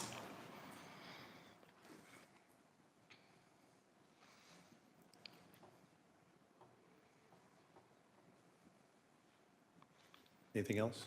And I will just add, we do acknowledge that the neighbor submitted comments, and we appreciate her time to do so. We have looked at her concerns, and we do think that they have been mitigated through the design, and we are improving the parking separations distance from her property. If you go, just recalling where the 90-degree parking space is, we've added a planting strip. If you go to slide 5. That's the existing condition, so that garage is right on the property boundary along with the driveway. That will be removed and buffered by about a foot. And then, as you can see, that exterior wall of her townhouse is quite solid, except for a small bathroom window at the top. And the addition won't have any impact over overlook into her rear yard. And with that, I would respectfully request that you consider approving the variances, but happy to speak with Mr. Skidmore if you have any questions. Can we hear from staff? Through the chair to the committee member, staff have reviewed the revised plans. Those plans weren't submitted until the day our comments were released, so staff didn't have time to change our comments. So the new plans show the 2-car parking spaces instead of the 3 spaces. Staff and principal generally have no concerns with the variances proposed, and they address existing conditions. It's staff's preference recommending a table based on administrative concerns due to zoning not having reviewed the revised plans, which could see additional changes to the variances or some variances being dropped, which staff are unable to change to the variances. Or should the committee be inclined to approve the variances, staff note that it's the applicant's risk to proceed. Yep, and yeah, further staff would recommend revised proposed condition 1 to recognize the revised plan. Thank you. Donna? There's 17 requests. Which ones have been approved and which ones haven't been approved? There's not a lot of information on which ones have been approved and not. Thank you. So Spencer Skidmore, Acting Manager of Development Planning East Team. So through the chair, it's a good question. So because we initially didn't have a revised concept plan when you got the comments, we didn't do like a fulsome analysis because we didn't have a plan in front of us to analyze. So hence why we're requesting the tabling. We have since reviewed kind of qualitatively internally the revised concept plan that was provided by the applicant with the 2 parking spaces in kind of coordination with those 17 variances. And we do generally support the proposal in principle. The recommendation for tabling at this point is just so that we can do a fulsome zoning review so we don't miss anything. Recognizing that it is the applicant's risk that if they wish to proceed, if a variance is missed and they have to come back to this committee, that would be kind of on them in terms of a cost and timing issue. I would also note that we would request, if the committee is considering approving this application, that the condition 1 be modified to reference the 2 parking space concept, we'll call it, as opposed to the 3 parking space concept. So that would be something that we would request be updated. Yeah, I think that's it. Any further questions? Happy to discuss. Thank you. If I may respond through the chair. So I'm just going to reiterate at the beginning, I think that's aligned with what I was saying previously, that we recognize that the 2 parking space plan wasn't fully put through a zoning review. But the change is quite minor from the plan that was fulsomely reviewed. It's just a reduction of that extra parking space in terms of maneuvering, parking stall size. That still all applies. I'll let you speak, it's fine. So if we were to approve this, we're going to approve all of these requests, all 17, and have modify number 1. Is that? Sorry, through the chair, if I may respond. So we're asking for a revision to variance number 14 to the point 4, and then asking that only condition 1 applies, correct? So you want like all the rest? All 17, yeah. So just as, through the chair, just backing it up, the site is zoned RM2, permitting an apartment building. Recognizing it's in Dundas, it doesn't really reflect today's current standards, especially for infill development. So we do still think, recognizing it's 17 variances, it's a bit of a laundry list. It still results in a very sympathetic and design that is aligned with the character of Dundas. It really does appear as a semi, if you will. So yes, we're asking for approval of all 17 variances. Correct, approval of all 17 with the revision to 14, yes, thank you. So it's really up to you. Like we can, like it seems like the comments are favorable. We could approve it, obviously make the modification to 14, but you're taking on a risk if there's further review from other staff and something changes. And are you okay with that? Through the chair and on behalf of my client, yes. Okay, motion. I'll make a motion to approve the application with the revision of number 14 from 0.6 to 0.4, minimum width for the parking spots, and modify number 1 to the 2 spaces. And then with all other conditions and notes. Sorry, if I may, through the chair, just a correction, the 0.4 is for the parking rate ratio, not the parking width. Sorry, yes. Okay. Sorry, Okay, that, great. yeah, that was my mistake. The parking ratio. And we're removing the conditions, which you mentioned, yeah.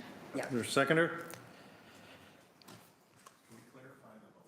Okay. To approve the application. Mike?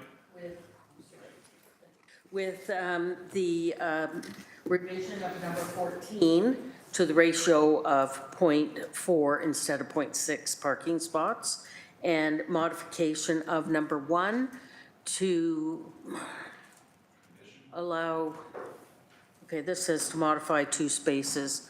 This minimum lot meter shall be permitted instead of, so maybe that's not, number 1 is not. Condition 1. Is it condition 1, Oh, Donna? condition 1, I'm sorry, with modification of condition 1. And we're leaving the other conditions in or removing, we're leaving? Okay. Yeah, that's right. Yeah, no, Yeah. okay. Through the chair, I believe that the proposal was that variance 14 be amended there, Right. and then that also, condition 1 also be amended or Be modified as amended, well. right. Yeah. And then we have the proposed conditions.